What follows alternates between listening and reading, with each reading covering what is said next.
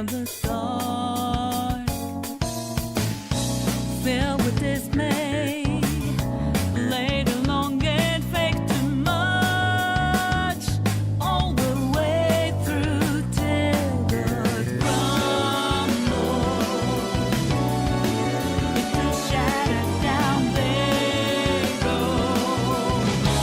Don't let 'em do it like that. You must know that our own griefs that made you weak. So make up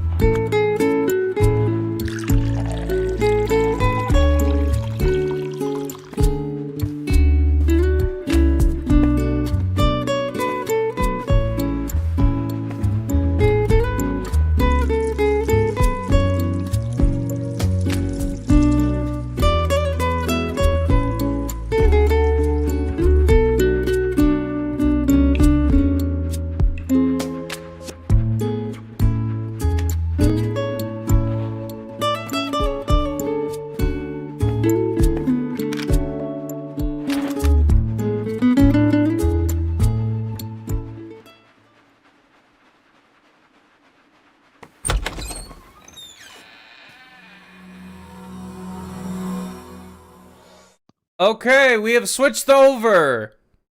Oh my god. We are live. We started soon. How are everyone? Oh. Yeah, how's everybody doing?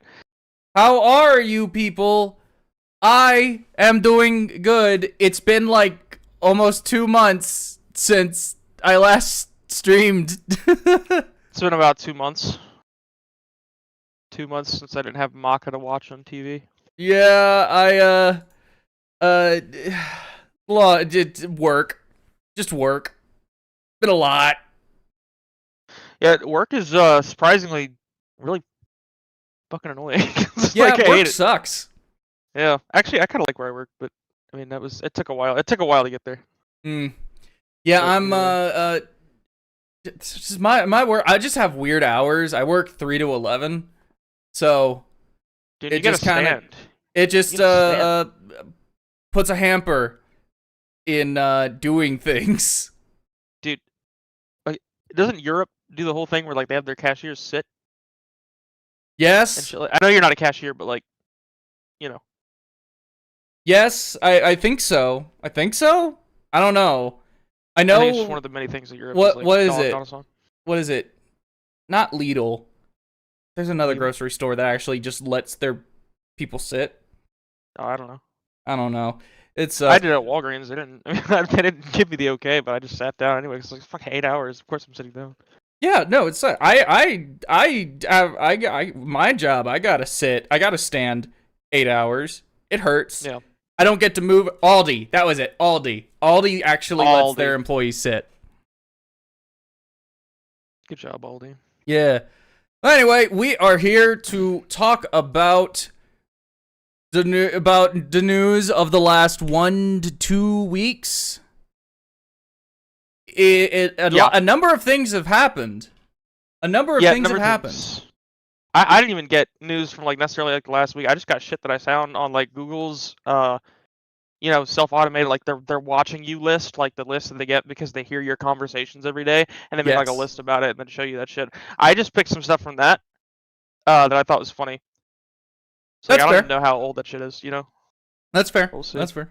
Yeah. Yeah. Well, don't worry. To be completely honest, like things have happened, but also some things kind of haven't happened. I don't know. I feel like in terms of like video game news, there's really just not like a ton going on. Yeah. Beyond that's not like horribly depressing, at least. Layoffs and stuff. The Bungie shit. That's yay, Bungie. Yeah, the whole thing was like Xbox and like Hi-Fi Studio. That was like the thing that really, I don't know. Obviously, there have been layoffs like everywhere, but like Hi-Fi is the one that was really just like, damn, seriously? Like, No. Hi-Fi in particular that's the one that hurt everybody. It hurt everybody. They made the game of all time, and then they got fired.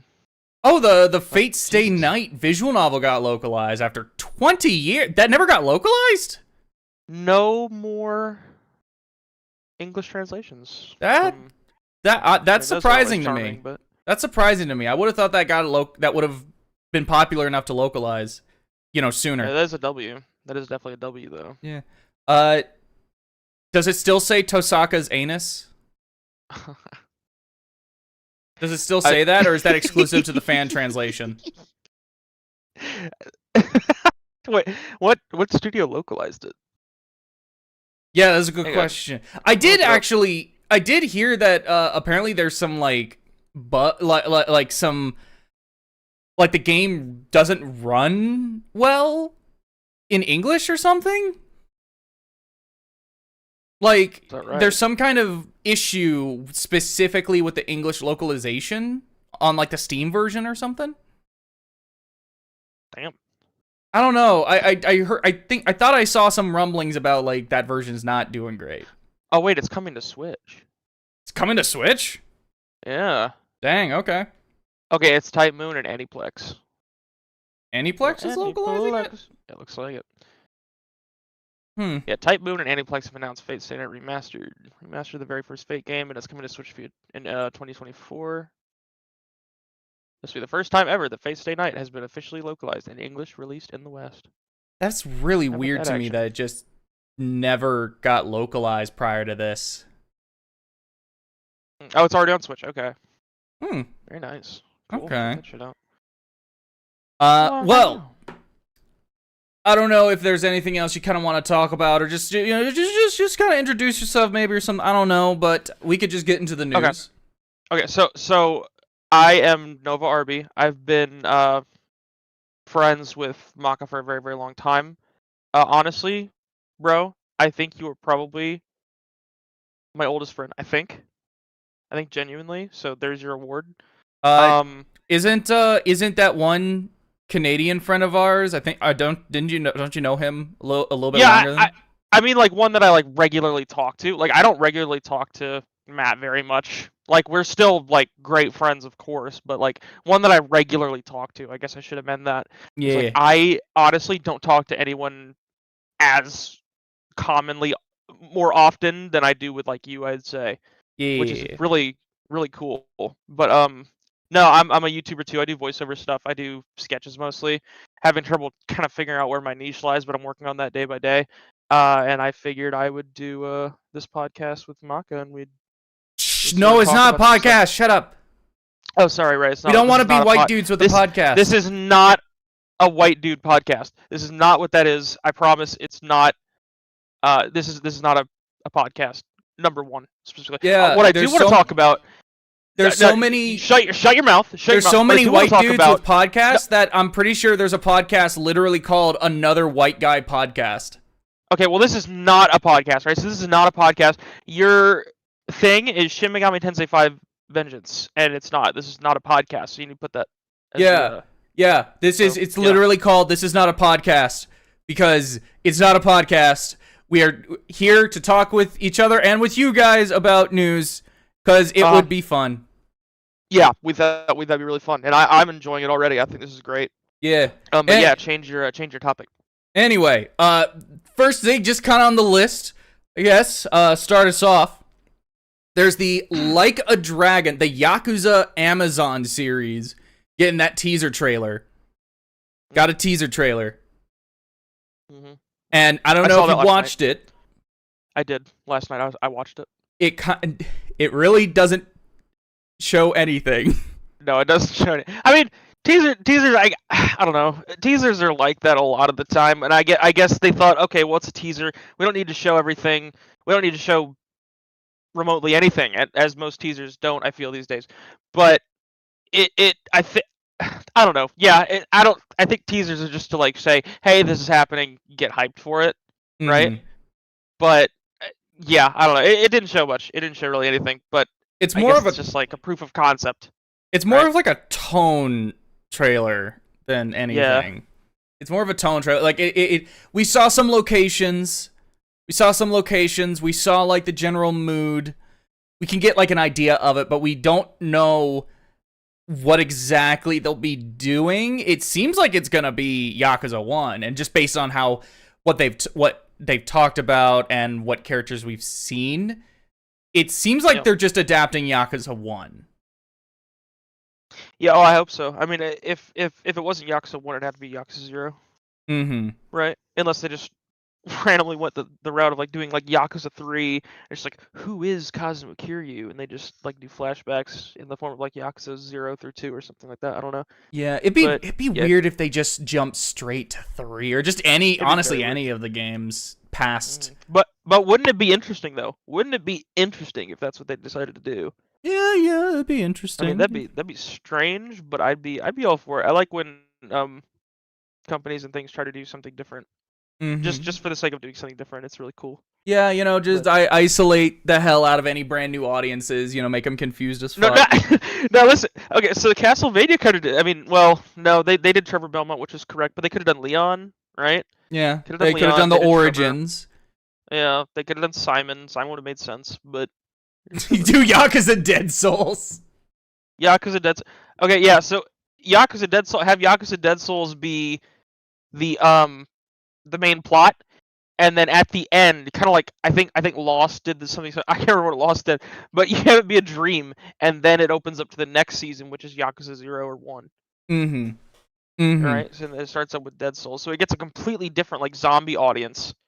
So don't know what it is, and they just get into Yakuza like that. So okay, real quick. You said Lost. For years, I've been watching. I told you about this when you mentioned you were watching Lost. Yeah. For years, if anyone knows the YouTuber Billiam, it's William, but it's Billiam with a B. Yeah. He's been doing this ongoing Lost documentary series over the course of like 3 years. Like the first episode came out when SMT5 Vanilla came out, and he just keeps dropping new episodes of it. But one thing, I have never seen Lost in my entire life. So it's weird that I'm watching these videos, but I just find the whole production of everything just fascinating. It's so interesting, and it's just a really good docuseries. But one thing he keeps saying is that Lost doesn't end as it was a dream or something like that. It apparently, like, the ending actually is a lot more like definitive. Just people didn't understand it. And I'm really curious what that means. I was gonna be like, I thought when I was watching it, I was gonna be really upset because I was like, well, I already kind of know the ending because I've already, heard it from the internet. But like, it's like 6 seasons, and I'm not gonna lie, I'm like halfway through season 2, and I'm just kind of like, yeah, it's starting to get a little. I mean, it really is The Walking Dead before The Walking Dead came out. I didn't realize that. So I'm pretty sure I told you this, but from what I understand from that docuseries, the reason why Lost kind of goes the way it does, and it does kind of feel stretched out, a lot of people said they had no idea what they were talking about. Like they had no idea what they were doing. They were making stuff up on the fly. On the fly. They were not making stuff up on the fly. Well, they were, but they weren't. All of the big answers that you would want, they literally had all that figured out when they started production on the show all the way back in season 1. Yeah. The problem is that the show was so popular. Bob Iger, the current CEO of Disney, who at the time was the CEO of friggin' ABC, told them to stretch it out.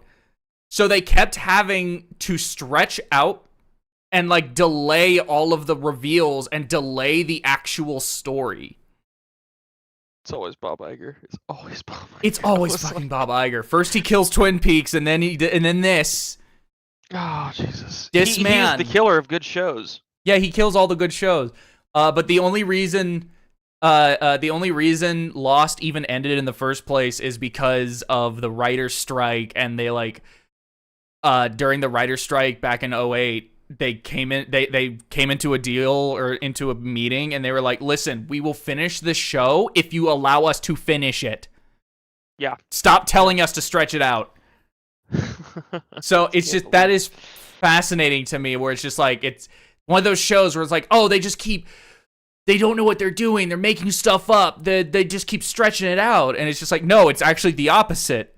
They have to make stuff up because they're not allowed to end it. It's like every anime ever, but it's just because they caught up. It's like Twitter. Or not Twitter. It's like One Piece. It's like One Piece, yeah, except Twitter. One Piece is that Dragon long. Ball Z did that in Frieza, as you just recently. Mm-hmm. I started on the Cell Saga, by the way. Yeah, you mentioned that. Yeah, I'm onto the androids. The Android 19 and 20 showed up. I think so. Like, I don't know. You said you've been watching the original with Falconer's score, right?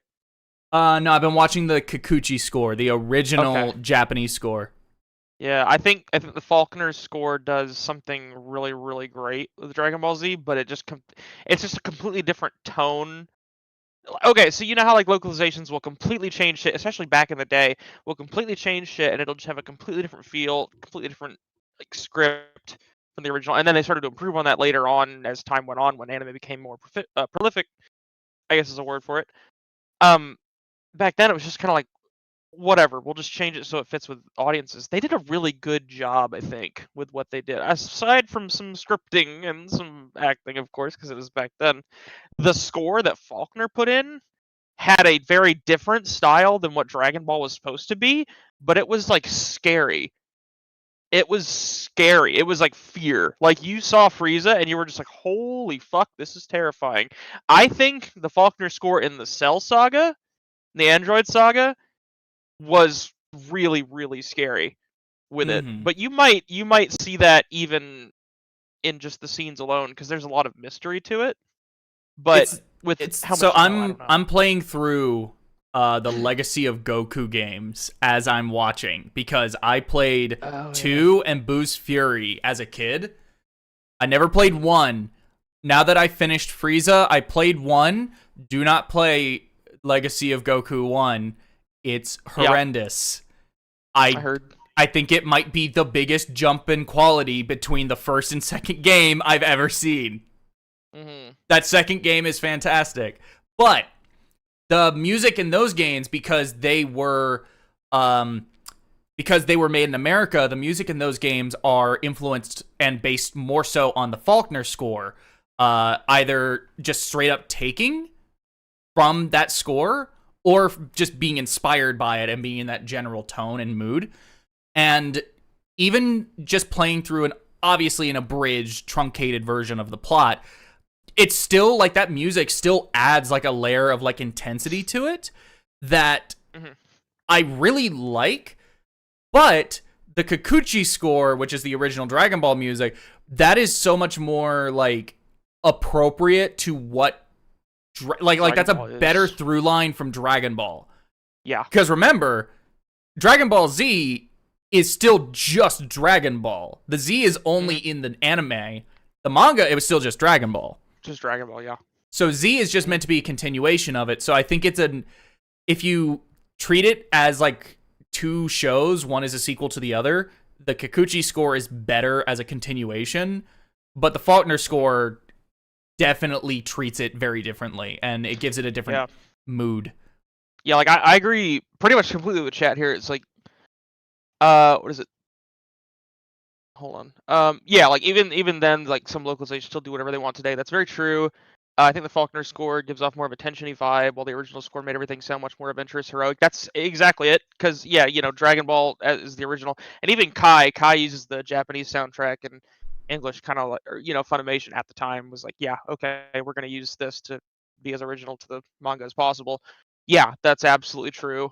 Vegeta's sacrifice is definitely a good. Vegeta's theme is still probably my single favorite Dragon Ball song, period, across the board. Vegeta's theme in the Faulkner score is genuinely incredible to me. And but Gohan's theme too, especially like it. So many good tracks from Faulkner that was just incredible. But like Naruto and Shippuden, it's like Naruto and Shippuden. It's like you should really, Shippuden is just more Naruto. It shouldn't be treated as a separate thing. And it's kind of like that with Z, but Z, the Faulkner score, just the way it released is just very strange. It's very uncommon nowadays. So the fact that there's still people who just start at Z, which, having now watched all of Dragon Ball and now moved on to Z, it feels kind of inappropriate to do that almost. Yeah. There's some insane level callbacks in Z that just get completely... that'd be really awkward if you didn't watch Dragon Ball. Yeah. I think Super's change to how they go way back to Dragon Ball. I think like they make Goku stupider. It's because it's like he never was supposed to be like as feeling mature as he was in Z. I don't know. It's a weird thing to say, and I still thought completely about my opinion on it. But he's very clearly like he's back to being the exact kid that he was, just like bigger. Which I think is what he was originally supposed to be the whole time. But he's a little too dumb given the characterization he got. He's a little too dumb being what he got through. Yeah. It's like you see the original like vision there, but it doesn't work anymore. Really, well, real quick, I guess, kind of get us back on track. There was a follow up to the Like a Dragon Yakuza thing where it's like there's not a ton, but it's still worth noting considering that it's a freaking Yakuza show. It was announced. It came out like a day or so ago that the cast did not play the games. The creative team told the cast, "Do not play the games." And that's concerning. Usually, whenever a production that's adapting something says, don't play the games or don't look at the source material, it's because they want to do their own take, which can work. it can work. It's a valid way of going about it, but at the same time,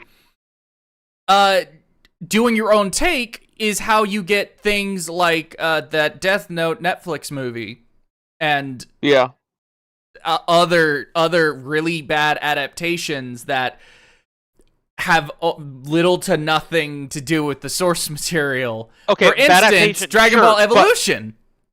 Yes, but Dragon Ball Evolution was just not good, right? Was the Death Note one, despite being a bad adaptation, was it bad though? I didn't watch it.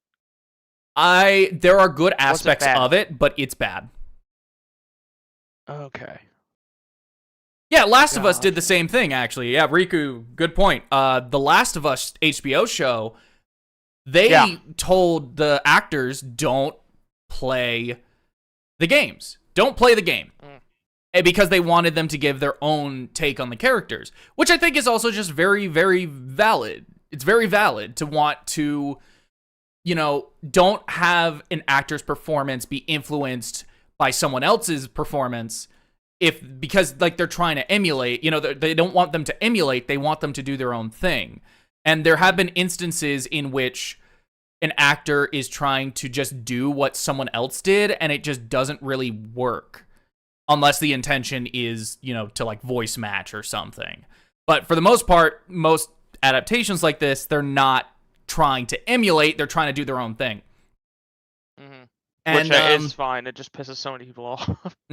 It's a double-edged sword, where it's like, I get it, but at the same time, that can also be a sign of not fully respecting the source material. In the case of The Last of Us, they did respect the source material, and it ended up working out really well.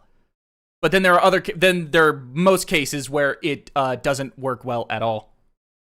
Yeah, I forgot about Netflix Cowboy Bebop. Netflix's Cowboy Bebop's so bad. I haven't watched it. On the other hand, Netflix's One Piece is a great example in which every actor read the source material, watched the anime, and they feel so true to the characters, and it works really well, and that's still one of, if not the best anime adaptation right now. Live action, specifically. Yeah, I think, even though I've watched the majority of what that show covered. I haven't finished the show, the Netflix show, but I watched a good bit into One Piece. I haven't finished, the first arc, but I watched enough into it to, I think, cover that. You watched I believe you told me you watched to just before the Baratie. You got to Gaimon in the chest. That dude in the chest. Yeah, I got to the dude in the chest, and I was like, okay. And I don't know how far that is. That's 18 or something episodes in. That's nothing. Okay, that's pretty good. Yeah, the One Piece. Episode 18 out of 1,200 is not bad. That's a pretty good. I think that's a decent score, I would say.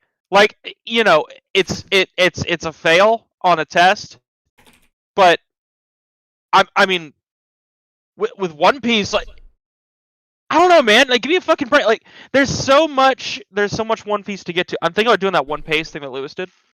One Piece is not a bad option. One thing I will say though is the way that a lot of the editing in the earlier One Piece episodes, they're they're really amateurish, and they end up cutting out a lot of the positives that the anime added because it's too faithful to just doing what the manga did. The manga, I see. So it's the sort of thing where it's be aware. Be aware that do the fans stand iffy. by it. Some the fans stand by it. A number of fans do recommend it, but at the same time,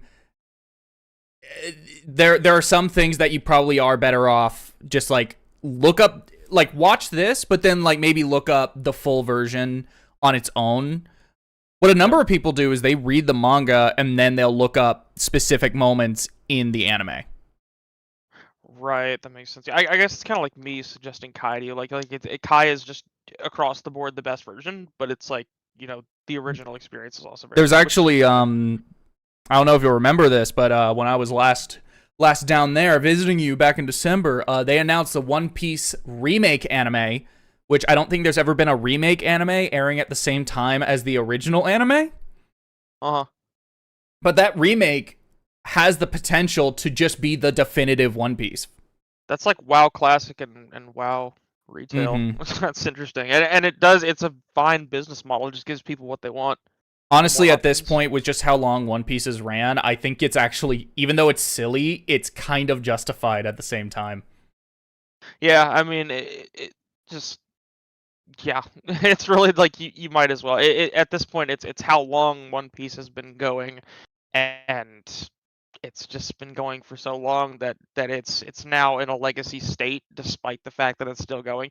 It's quite unique in that regard. So. It's gotten to a point where modern episodes of the anime, a lot of them have been ending with these informational segments in which characters will just like, for 3 minutes at the end of the episode, they'll have like these chibi version of the characters, and they'll be like, hey, who's this character? Who's this guy who showed up? Well, that's a guy who showed up in episode 270, and it's now episode 1110.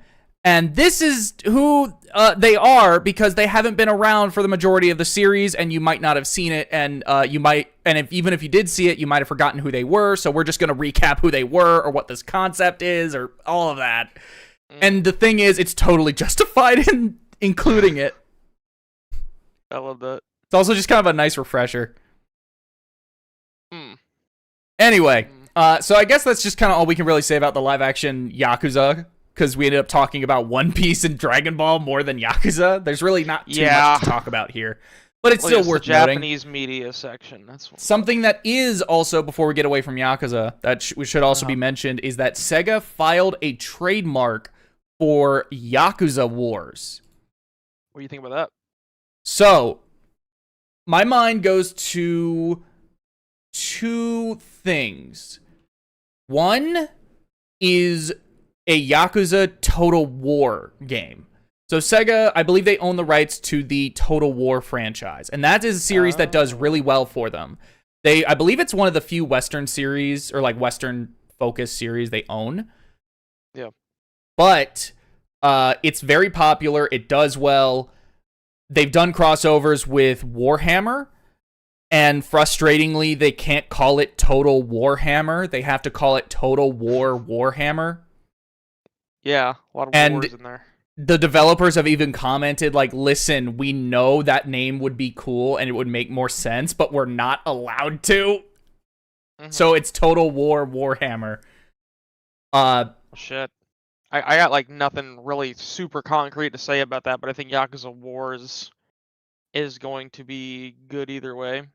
Well, the other thing that pops into my mind, and this is what Solus just mentioned, and this to me feels more likely, the more likely answer, is a Sakura Wars crossover. You know Sakura Wars, right? I know of it. I'm gonna look it up a little bit too. Let me see. The most recent game, I believe, came out in like 2021 or something. It had the art style, the character designs were done by Taite Kubo. Yeah. It looked really nice. I don't know how well it did. Shit about it. Let's see. Soccer Wars, the combat trailer. Let me see. Oh, like that. Okay. But it's like a mech series. Yeah, it's like an anime dating sim mech series. Okay, that makes sense. See that kind of those genres mixed in all the time. But I could see Yakuza? This being more likely, particularly because it's Yakuza Wars with an S. But at the same time, you know what? I don't want to throw out the idea of a Total War thing, especially because Yakuza's kind of dabbled in that in the past. I think Soccer Wars makes sense because you think Sakura Yakuza.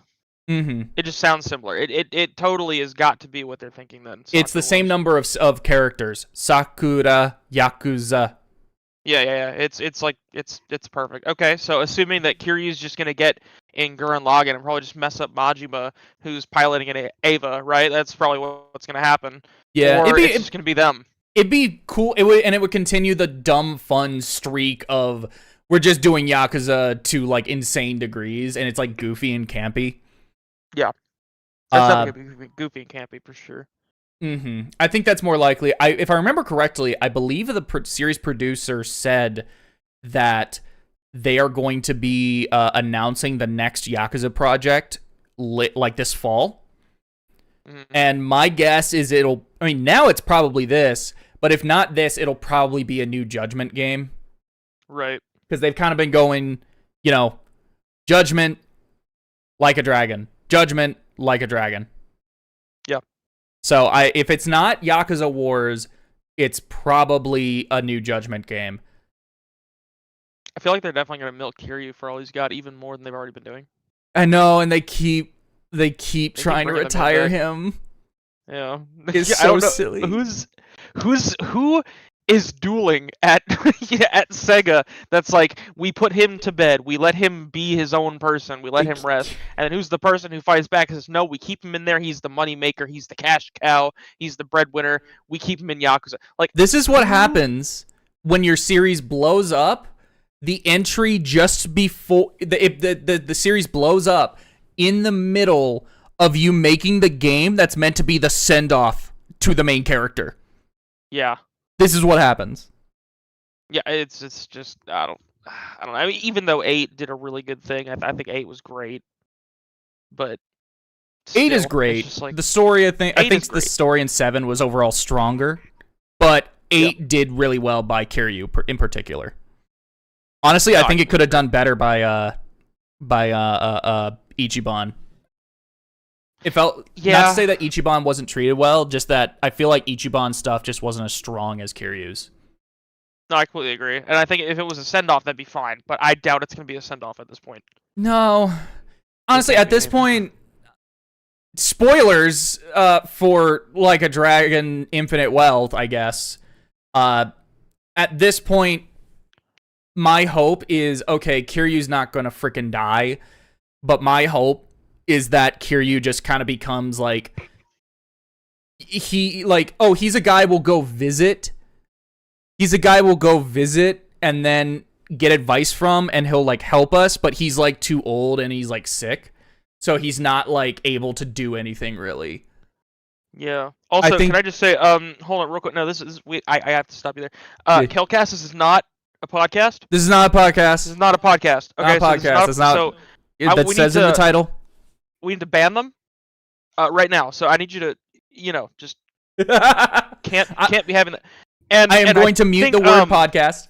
Yeah, mute podcast. So anybody who says it is going to get immediately banned. Their IP address is going to be leaked on 4chan specifically, and we're going to have your PO box. We're going to send you a bunch of funny stuff. Okay, so try not to say it's a podcast. Light. Yeah, you're right.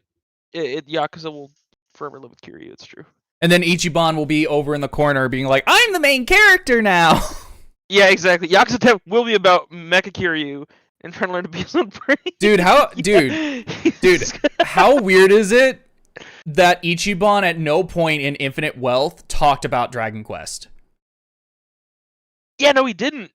Did he? There isn't a single mention of Dragon Quest. I was confident there'd be at least one reference, like a dialogue, like just like a runaround like talk, where he's like, "Yeah, I've been playing the other Dragon Quest games. They're really good." Yeah, because he missed like half the damn series while he was in prison.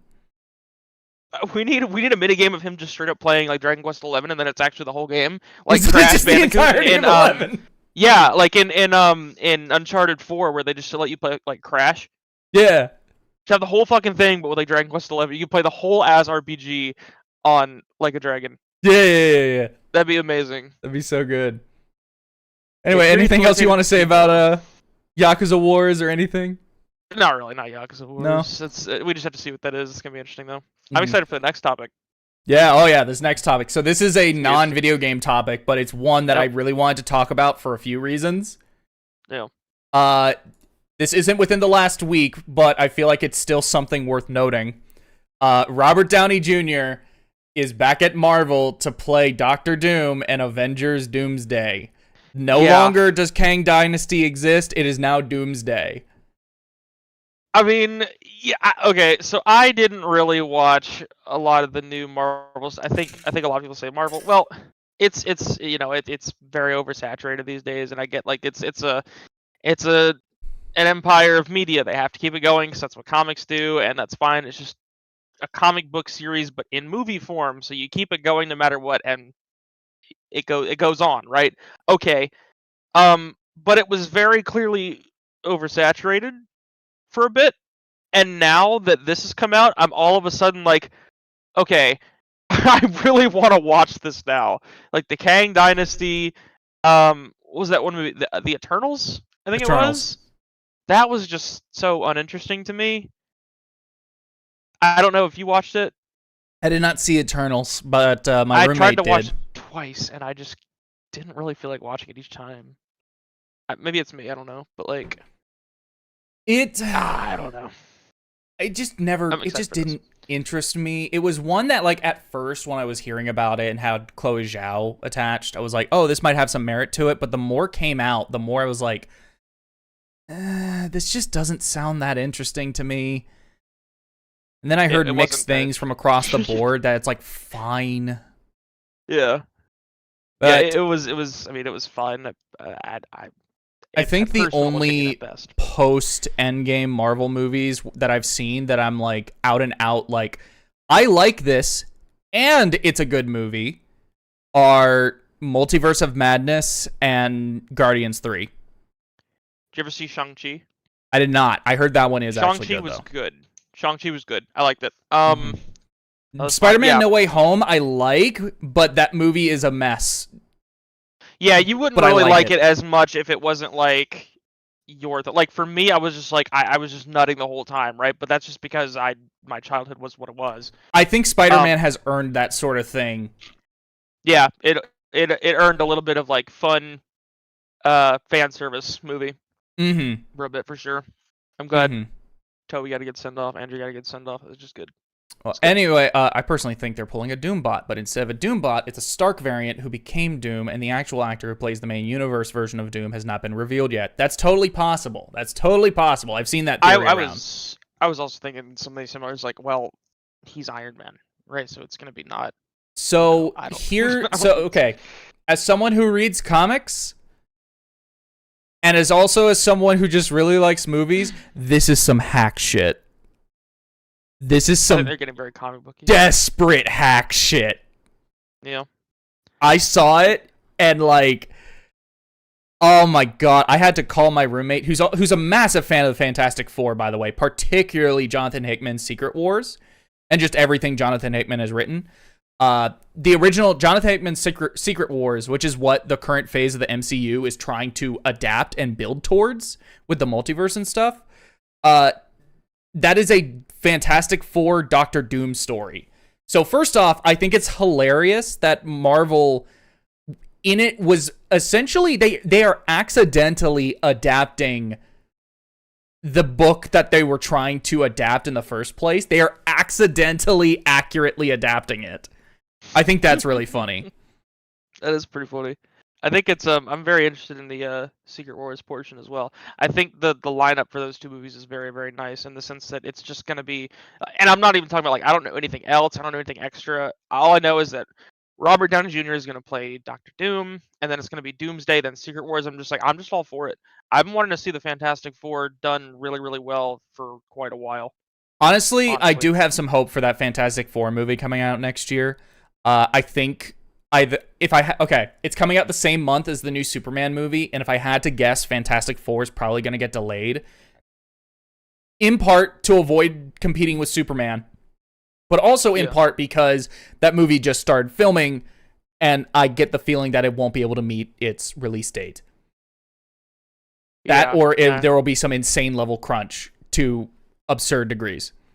Well, the good news is that if they are delaying it, they also have 3 movies to know like what worked and what didn't work. Mm-hmm. So the more Fantastic Four movies they make, the likelier that they'll get it right. So Mhm. I guess we should be happy by this point.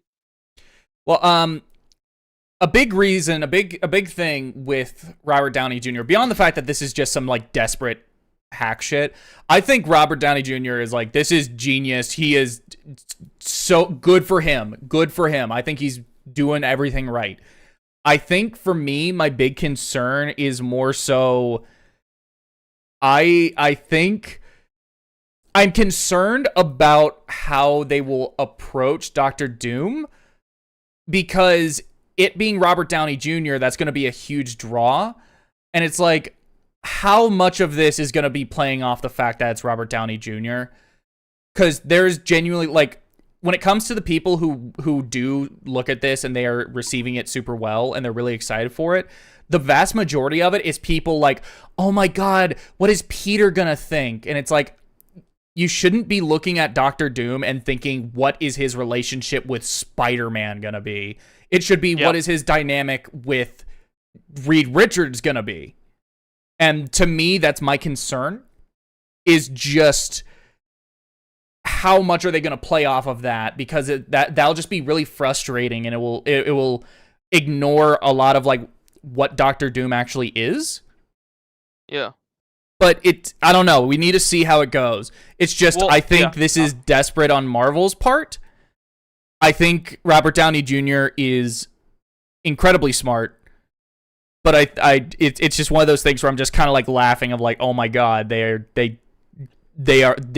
has been an awful 5 years since Endgame for Marvel. Cause it's definitely gonna be like Robert Downey Jr. is obviously just marketing, because like holy shit, he started the MCU, he's the most popular player in there, and it's like, okay, now he's returning for Doctor Doom. Doctor Doom, which is probably one of the most popular Marvel villains and one of the biggest, if not the biggest.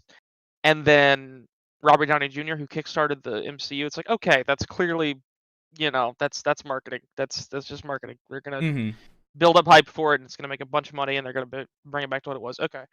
And then, in terms, so like if they wanted to keep it secret, right? They would do that, right? They would keep it very secret that Robert Downey Jr. was returning, and then there'd be like leaks saying, oh, he's on the set of Avengers Doomsday we just saw, or something like that. And that'd be one thing. But the fact that they announced it is like, what does that mean in terms of what RDJ being Doom is going to be? Is it going to be like Iron Man in some way? Is he actually just going to straight up be playing a different character? Do they actually do that if that's the case? It's like, like there have been, I mean, I don't know. When you think about it, how many shows have there been, or movies, where they've had an actor who was a key prolific figure in that piece of media, they die or they get off screen in some way, and they come back as like a minor character or an extra. Right? This is actually like he played Iron Man, one of the most important players in the MCU, and the one who started it. He was effectively the main character of the MCU. He was in the its main first character, saga. basically. And now he's playing what's going to be the main villain of this saga. It's like, what's going on there? And I think that kind of speculation is very, very good for what they're trying to do. It builds up hype, and it's just like, what are they actually going to do from like a production standpoint? Like now people in the story get to speculate, and people who are just interested in like the setup get to speculate. Like what kind of role is he going to be playing here? Like, is he going to be Iron Man as Doctor Doom? Did he die? Like, what? Just a lot of weird shit. I think they're cooking once again. It is funny, but I think they're cooking with this reveal. I think what's also funny is they have like sub 2 years to set all of this up, because all of the setup was for Kang, and now they have to like, all of that was for nothing, basically. Yeah. They don't also, have I think the setup. What Light said in chat, real quick, Deadpool and Wolverine, does that actually, have you seen it? I have not seen it. I've heard quite a bit from it, because that's all Twitter talks about in the last 2 weeks, but yeah. Yeah. I didn't know it was going to be talking about that, so that's... I know there's a new concept introduced in that movie, a multiversal concept introduced, that, again, has some pros and some concerns, depending on how it's used.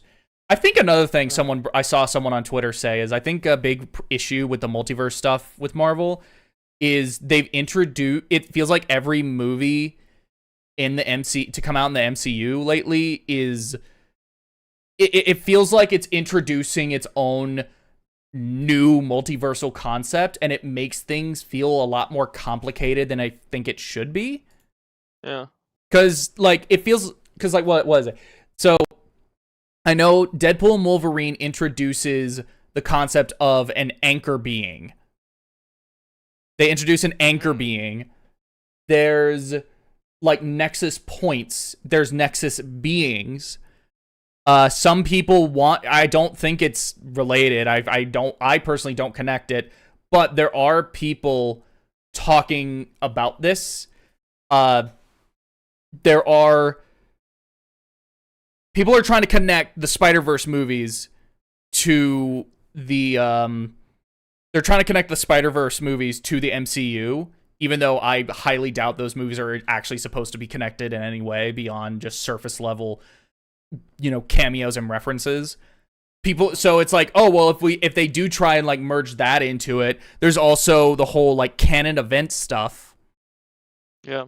It's just I think it runs this risk of overcomplicating the multiverse, which is already such like a big, overwhelming idea.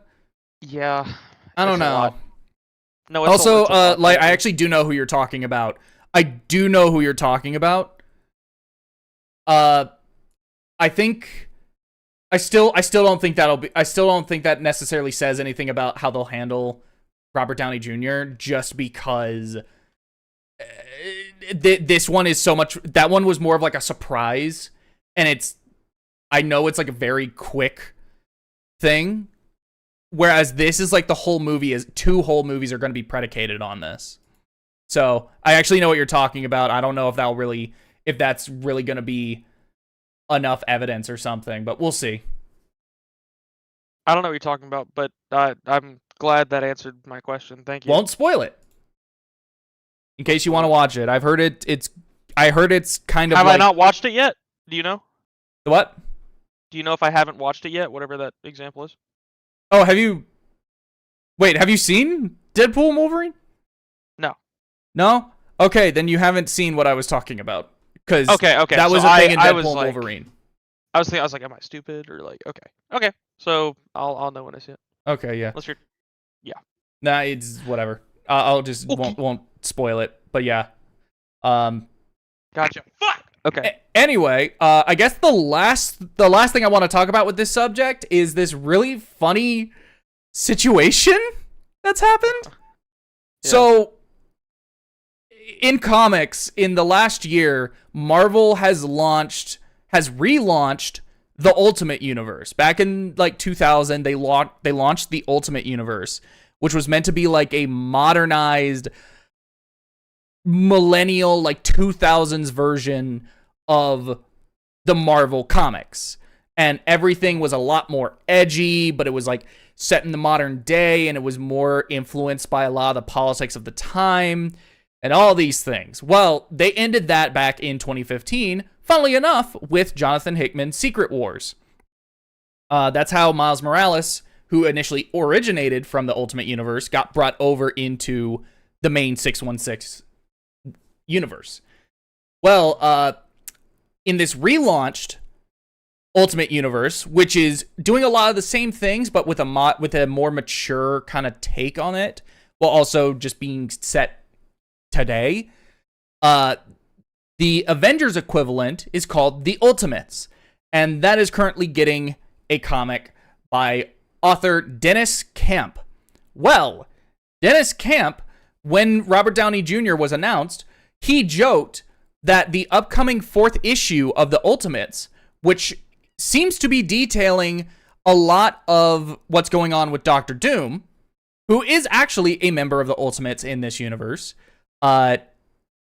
he joked that Doctor Doom, this issue is going to explain how Robert Downey Jr. becomes Doctor Doom. It was very clearly a joke and a thinly veiled ploy to sell more copies. Very tongue-in-cheek. It fucking worked, and there are multiple news outlets that picked up on this story, reported it as true, and now the story has gotten so out of hand that news outlets are making shit up. They're making shit up. There was a news outlet that said, not only is Ultimate's number 4 going to explain how Robert Downey Jr. became Doctor Doom? But it's actually the reason why Robert Downey Jr. wanted to play Doctor Doom in the first place, because he read an early version of it and was so enamored by this comic that he begged Marvel to let him play Doctor Doom. And then Dennis Camp retweeted that, and he's like, oh my god, what have I done? Oh boy. It is hilarious. It is so funny. I think the whole deal is just absolutely funny as fuck to watch. It's so funny. It's he didn't intend for any of this, and now it's just out of his hands. Also, Hero Safe Space. Oh yeah. Do you remember years ago there was this comic that was gonna be announced, that was gonna come out? It was, what was it? It was the New Warriors, I think. It was gonna have a bunch of young, hip, new superheroes, such as Snowflake and Safe Space. One of which I believe was non-binary, the other of which I believe was gay. There was one hero, I don't remember her name, but she was basically Dora the Explorer. Yeah. She was basically Dora the Explorer because she had like a back. She was like this Hispanic girl. She was this Hispanic girl that had a backpack that was like a hammer space where you could just store anything in it, and it was infinite. So it was basically Dora the Explorer. She even had the colors. She looked like purple. Wait, and that was Safe Space? No, that I don't remember what her name was. Snowflake and Safe Space, they were twins, where Snowflake, I believe, had ice powers, while Safe Space had, like, barrier powers and could make, like, barriers. That's pretty cool.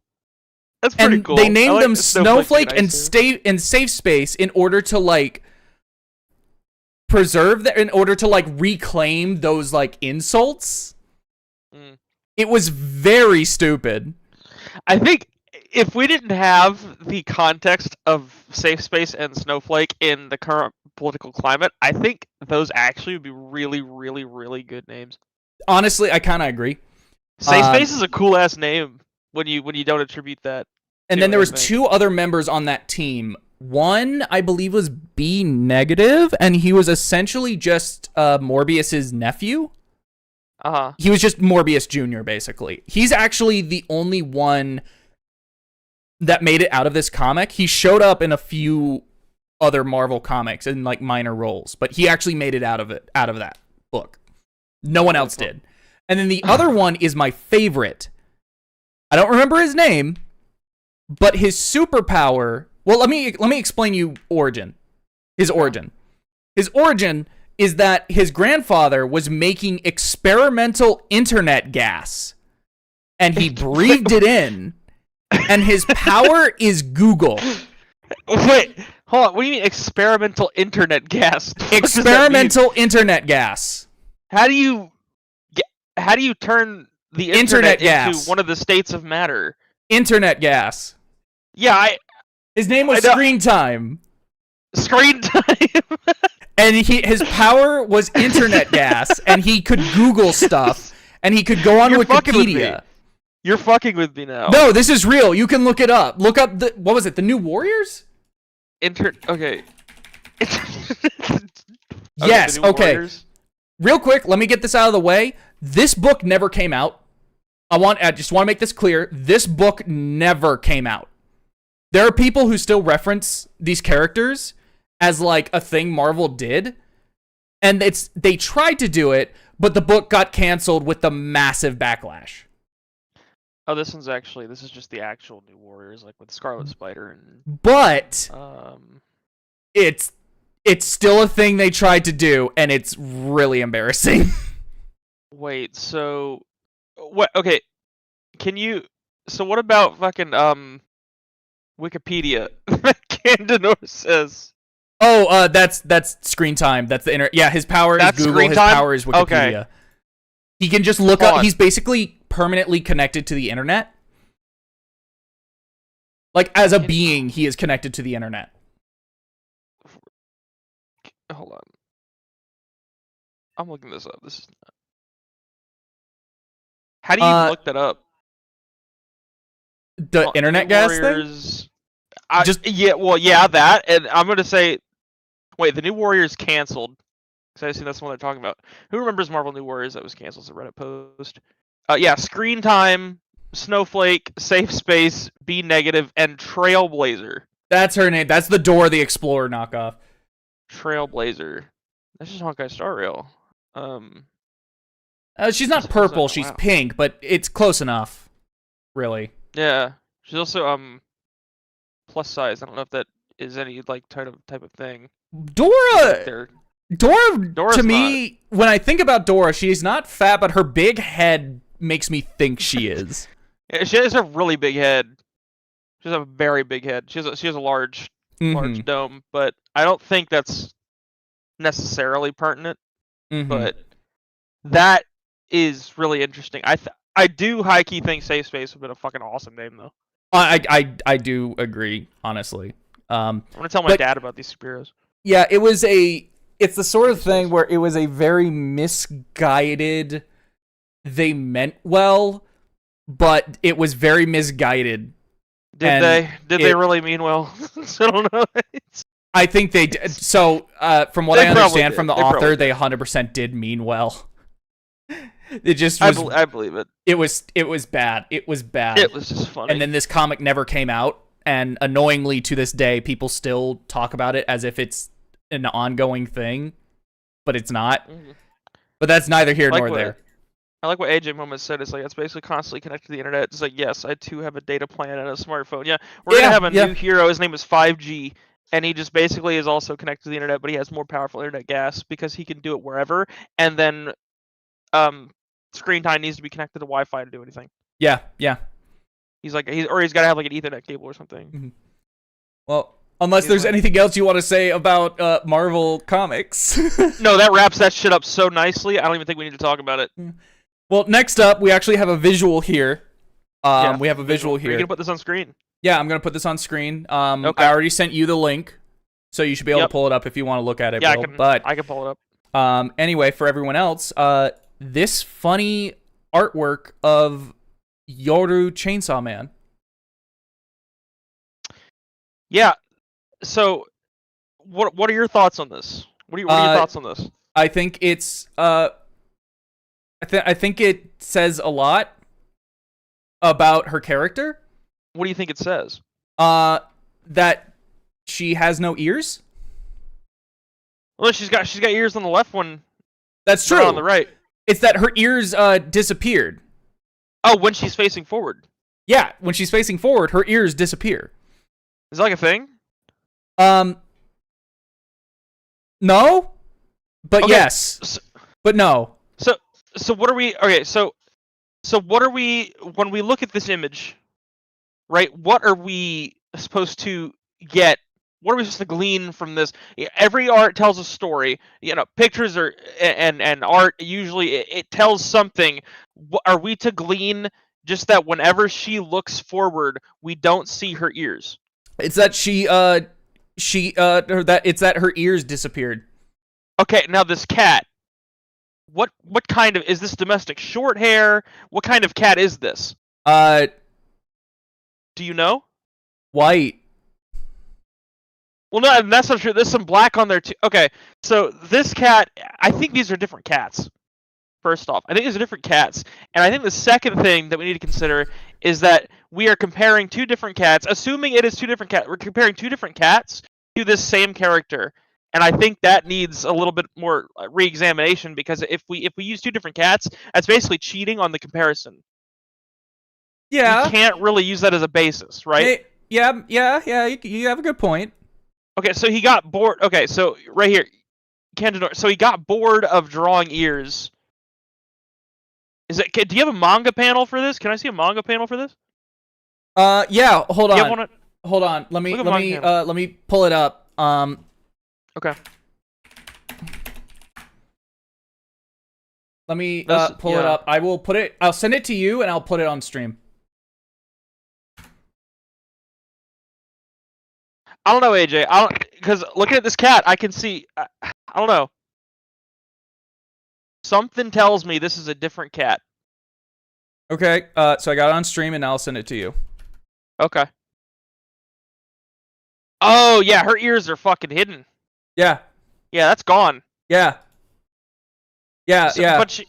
Okay. Yeah. So... Yeah. Why did you not draw the ears? Yeah. Hungry. 8. Okay. 8. Alright. Hungry. But that's 2 different cats. I don't know. They look those cats looked very similar. Okay, I don't know what else to say about it. Is he cooking? Is this an art style? Like, I don't understand why there's no ears on this girl. I don't understand, because you watched Chainsaw Man with me up to like the first season's ending, but we did not get to this girl, right? No, we did not. No. Is this the femcell? No. She inhabits the femcell. What? She inhabits the femcell. What do you mean she inhabits the femcell? The femcell died, and then she's like, "I'm taking your body. You are still alive. But I took your body." Wait, so is this like a Doc Ock Spider-Man thing and Superior Spider-Man? Is that what's going on? Kind of. Like the original girl is still in there watching this presumably this devil take place. What is what? Why did you pull that up? What does that mean? 8. Hungry. I don't understand what you mean, because I didn't watch that far. I don't even know if the anime is caught up to whatever you're talking about. I don't even know what these are just elephants, and one's got hit on the head. Food or something. And no, Gilberto, this is not a white man podcast. We keep saying that this is not a white man podcast, and I promise you this is not what you think it is. And I'm so sick and tired of people. It's been 1 hour and 7 minutes, and we have already been told that this is a podcast like 3 times. I don't know why this girl doesn't have ears. I swear to God, it's 2 different cats. Why are these elephants on screen? Can you please tell me what's going on here? Hungry. And not with the words hungry and 8.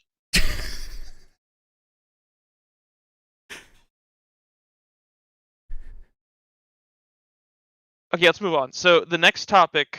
Okay. Okay. Yeah. We'll move on. We'll move on. First off, this art is done by the incredible Kirito on Twitter. Kirtome. Kirito. Whatever. Go. The art. If you like it, go give them a follow. They do really good Chainsaw Man art. It's very good. Yeah. I like the basilisk on the cover. It's probably not a basilisk for Dark Souls, but I think it is. No, that's this girl. Okay. Yeah. All right. Anyway, now on to the next thing. Okay. This funny picture of power. Uh-huh. Funny. So, all right. What's next? What's next besides this? Okay. What's next? Okay. Okay. No, we got So actually, well, this is one you added to the list, so I guess you introduce it. All right, it's my turn. Let me see. We got. Okay, yeah, so this one intrigued me because the Game Pass for Xbox was a really, really good deal, right? Mm-hmm. A really good deal. You could like join up for like $1 a month. You could join up, and then it would like be like it was like your trial, right? Yeah. It's not the biggest piece of news, but I did think it was interesting. Okay, so the U.S. subscribers to Game Pass Ultimate will pay $20, up from $17, so $3 increase. Game Pass Core will pay $75 for a 12-month subscription, up from $60. That's $15 a month, which obviously adds up. And now the per month cost is at $10 for not those not buying the annual deal. The price for PC Game Pass will go up from $10 to $12 a month. It's not the biggest piece of news, but I did think it was interesting. What do you think about Games Pass, and what do you think about them upping the price just ever so slightly? Do you think it's a good idea? Do you think that was like the whole point of it was that it was such a cheap deal and everybody liked it? And I guess that's kind of what happened with Netflix, right? But I think it's I think Netflix I think Netflix just announced the other day that they're raising their prices again. What are they at now? Oh, I think the ad-free tier is now at like $16 or something. 16. Okay. Huh. Yeah, and then well, they gotta stay competitive, I guess, but still, I mean, they're the original. I guess that makes sense. Game Pass. I don't know. I thought it was interesting that Game Pass was like so praised for being this really really cheap alternative to getting really expensive video games, and they're upping it. I just thought it was interesting. Nothing too huge. I just thought it was interesting to talk about because it's like, yeah, I remember when when I wanted to play something on Game Pass, but I didn't want to buy the game, I would pay the dollar uh for the I forgot what it was. I just remember being like $1, right? Mm-hmm. And I used that to play like I think Starfield. I used to play Starfield a little bit. I was like, damn, $1 for Starfield, that's crazy. But it was such a good deal that I don't think upping it is the right move, especially for Microsoft when they're trying to get their shit in order, right? I think Microsoft is panicking and doesn't know what the hell to do. Yeah. I think it's just kind of a nightmare. They've spent so much money. So okay. So I feel like a lot of this does go back to Game Pass in a sense, where a really big issue.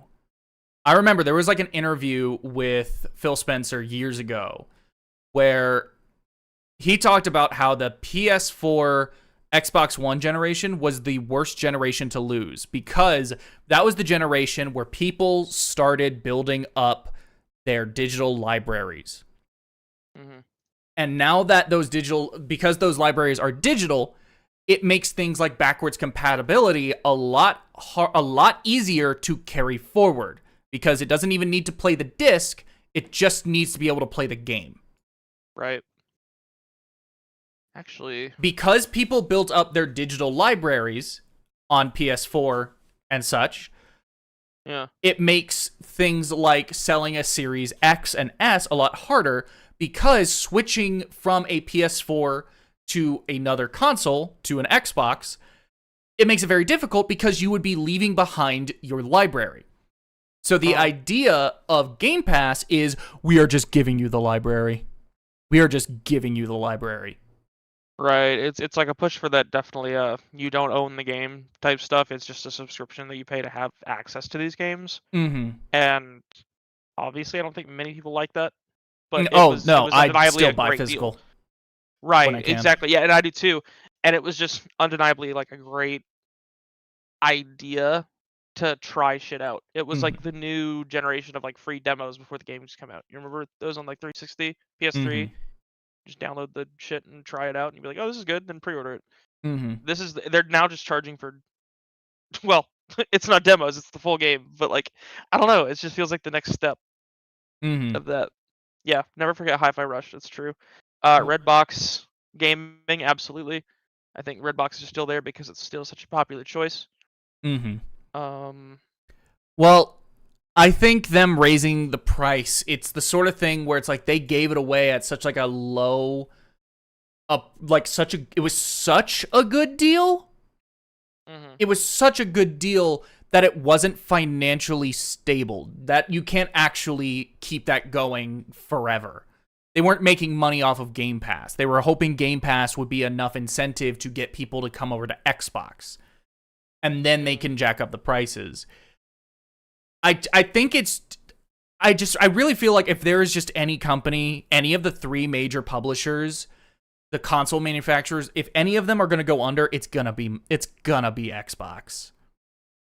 PlayStation's doing great. Nintendo's doing, frankly, better than ever. Xbox is just floundering, and they're going to take so many studios with them, which is a shame.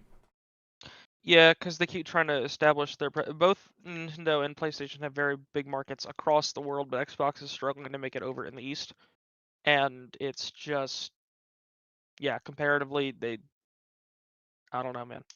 Yeah, Redbox did just go bankrupt. They just declared bankruptcy like a week or so ago. Really? Yeah. No shit. honestly, that surprised me because that was one of the few. That's the sort of thing where it's like that. I thought that just kind of made sense, or like, oh, that explains why that would work. But I guess it couldn't work forever.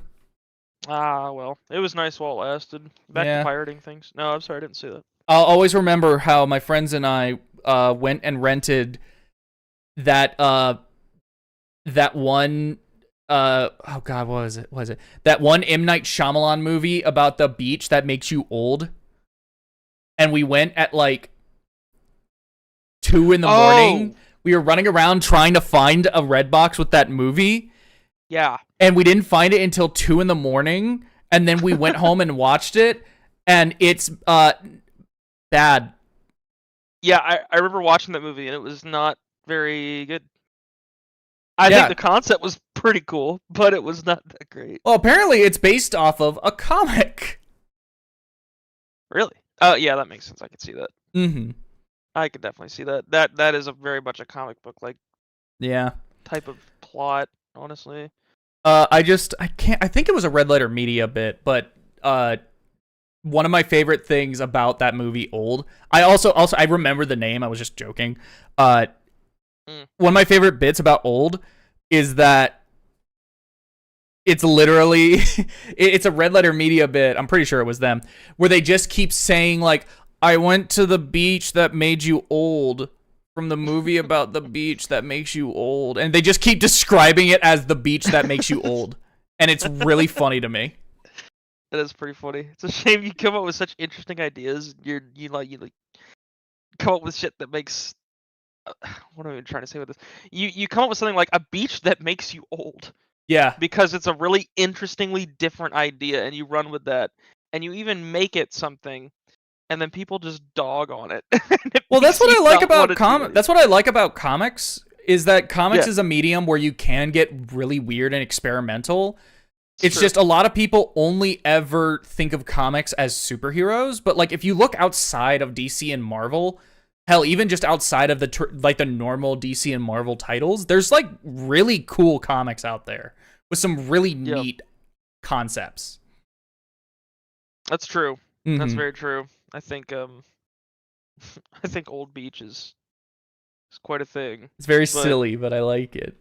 Getting from Game Pass to that, I don't know how that happened, but I think that was a very good segue into the next thing, which is something I brought up, and it has nothing to do with that. It was actually a terrible segue, but it was basically the strikes, SAG-AFTRA strikes, which there's a strike like every 5 years, but this one is about AI protections for voice actors.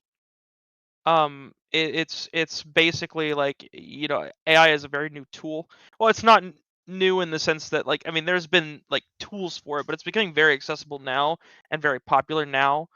That some games are, I believe, using it, and they want to make sure that they have protection against their voices being like cloned and reused in some way, because that would be, I don't know. So it's like you ever think about like how, let's take this Snake Eater remake, Delta, right? They're reusing the same voices, right? And they're gonna make a whole new bunch of bank on it. But I don't think the voice actors, I mean, they wouldn't get paid for it, right? I believe if I remember correctly, I think David Hayter did talk once about how typically he'll get like I think he gets like a residual check whenever they re-release it, or he gets like a new payment each time they re-release it, but it's nothing like huge. Right. This one might be different because it's not a re-release. It's actually a new game. Right. And obviously until we get that data, we can't really comment on it, but I'm thinking of like AI in the sense that you can clone a voice, not perfectly, but you know, it's still in its baby stages, but you can actively take someone's voice, plug it in, and then replicate it in some manner. Like all those AI voiced memes.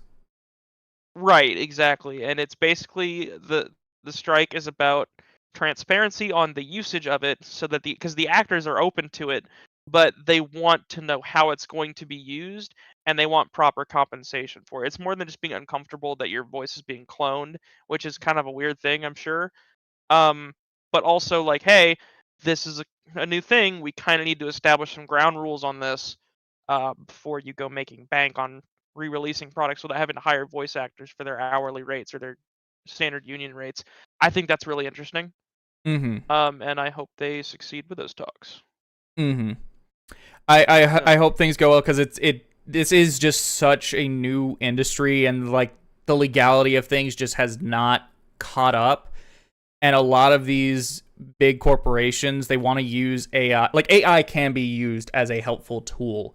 The problem is that as AI is now, it's essentially free reign to steal work from people who did not consent, or to source from work from people who did not consent, or to just outright replace a job. Yeah, it's very And Wild that's the Westy problem. with that stuff too. Yeah. AI can be a useful tool. It's just, it's not being used ethically right now. Right, it's just kind of like people are using it and they're having fun with it, and that's like great, but you also have to consider the consent of where you're getting this. Mm-hmm. You know, where you're getting the fuel for it for your AI is from people who actually produced it. Also, hey Ace, what's up? Hello, Ace. And it's, you know, it's something that like it's just the new stealing of memes and reposting it on your channel, right? Like my shit got stolen and posted on someone else's TikTok, got twice as many views as mine, got loads of followers from it, and they just cropped out my watermark, right? It's just people will use it to steal. It's just a new thing to steal. That's all it really is, which is what happens when you put stuff on the internet. It's what happens. Mm-hmm. But this is something this is new kind of ground that we have to tread, and we have to find out ways to sort of counteract it. Like with stealing videos, you put watermarks on it, right? You put watermarks on it, and they can see who actually made it. And then it's like, okay, if you steal it, cool. At least they know who actually made it. AI is difficult. You can't really watermark a voice, and you can't really watermark art. I mean, that's the goofiest blanket statement ever made. You can't make it so that if someone plugs your art into an AI generator, then you can't. I mean, they're not going to know. It's not really. It's new technology that we need to figure out how to work with properly, and then use to assist. But either way, stealing is still stealing. Yeah, there needs to be regulations on how you use it, and there needs to be proper ethical usage of it that doesn't act as a full replacement. AI needs to be a tool. It's just people want to use it to fully replace it. Also, I think there's just a lot of dumb tech bros who are not considering a lot of the ethics of this stuff, and they're just like, ooh, cool toys. Toy I can make. They don't because they don't suffer the consequences, and it's not them. It's basically like if putting aside, I think as a blanket statement, if you're not a creative or a content creator, typically I think on the average, if you don't really care so much about it, you're not going to care about AI in the first place. But if you are, you're like defaulted, like it's going to be something you're concerned about. But like I have friends who like don't really care because they don't make art or do voiceover or anything like that. And it's like, okay, that makes sense because you don't really have a stake in that. But at the same time, we need to kind of consider how other people who are creatives do feel, and that's something that's a kind of a difficult conversation to have with some people who don't really think about it. Like they get up, go to work, and then they go home. Like I have friends who are perfectly normal 9-to-5ers, right? That don't really think about it, but think it's cool. And it's like, well, it's hard for me as someone who's an avid like defender against creators that, I mean, when they're just having dumb fun with it, I find it very hard to fault, right? Yeah, like a lot of these AI memes I think are like funny, and like I laugh at it and I enjoy it. And then I start to think about like the issues that were likely going on behind the creation of it, where I'm like, that's what kind of drains the fun out of it. Yeah. And you think like AI president videos, like those are funny. Those are really funny. That's the one thing I will say. If it's someone in power specifically, I don't give a shit. Fuck them. Yeah, I don't really give a shit either. I don't give a shit. Make as many Biden, Trump, Obama playing video games as you can. It's love it. Those are actually. I like Obama being the mediator, and then Trump and Biden just always like fighting each other. But Obama's just like, gentlemen, please calm down. Yeah. Well, now they have to make it Harris. Yeah, they gotta make it Harris and Trump, and Harris just says, well, not gonna get political, but yeah, they need to add more He stuff says with it. coconut tree. Coconut tree, or Aha!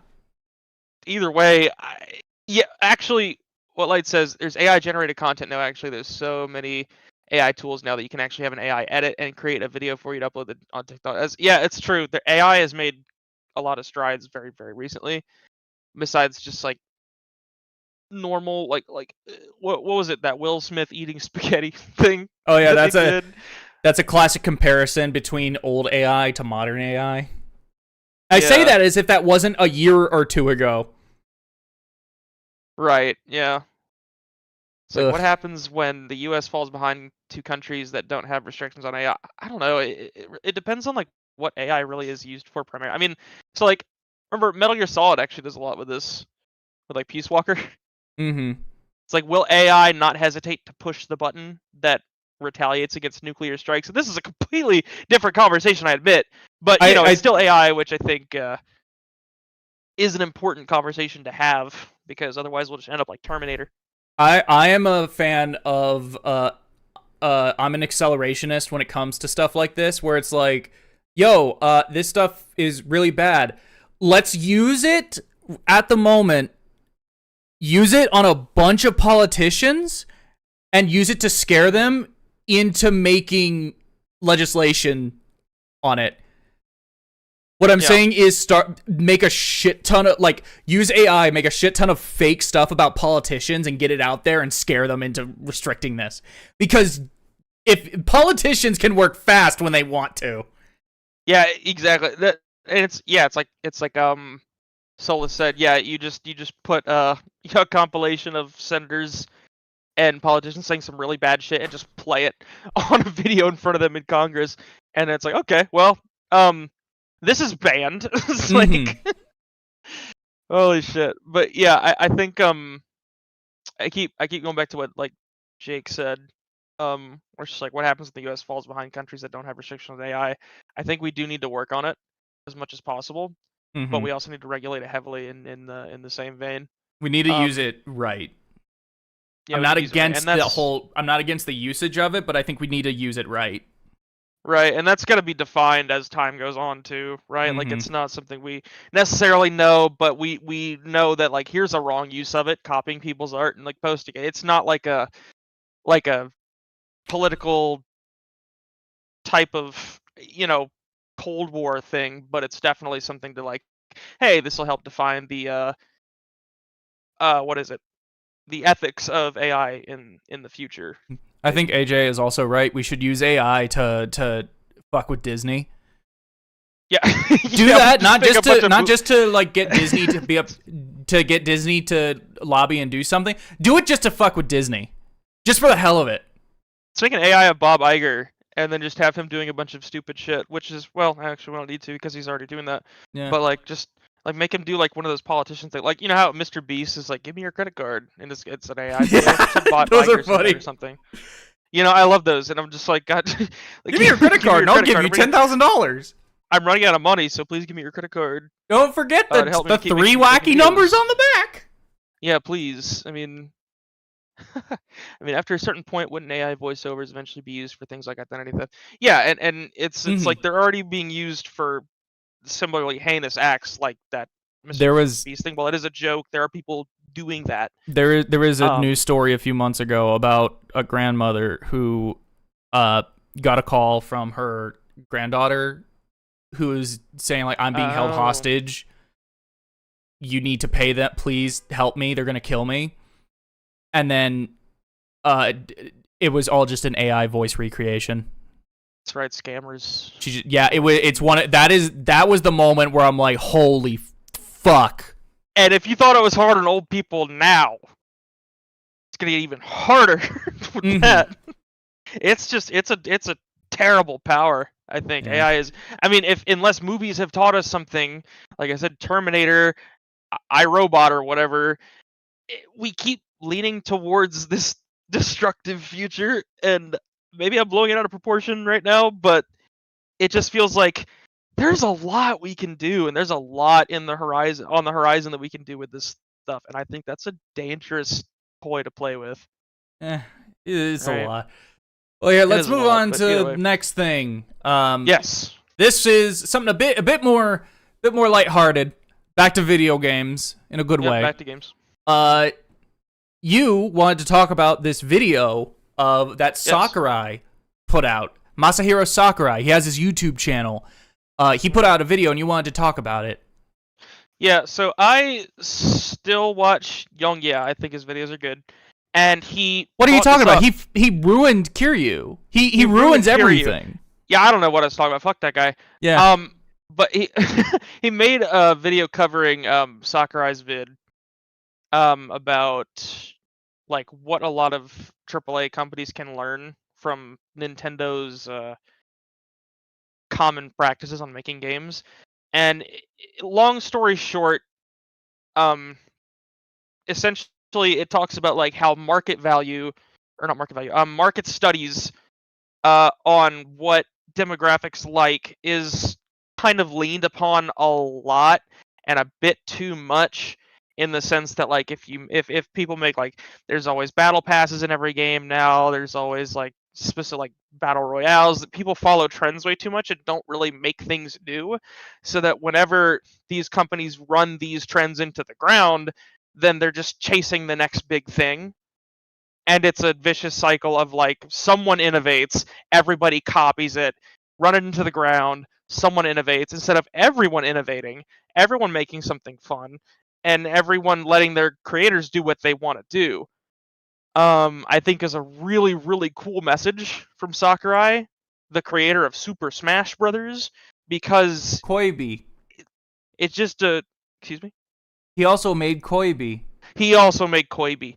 But that's a good example. Koibi. It's Koibi he's in the video, he said it was like Kirby was made in mind with with beginners, like people who are new to video games, but also people who have been playing video games can still find enjoyment in, and that was the idea. Kirby's very successful.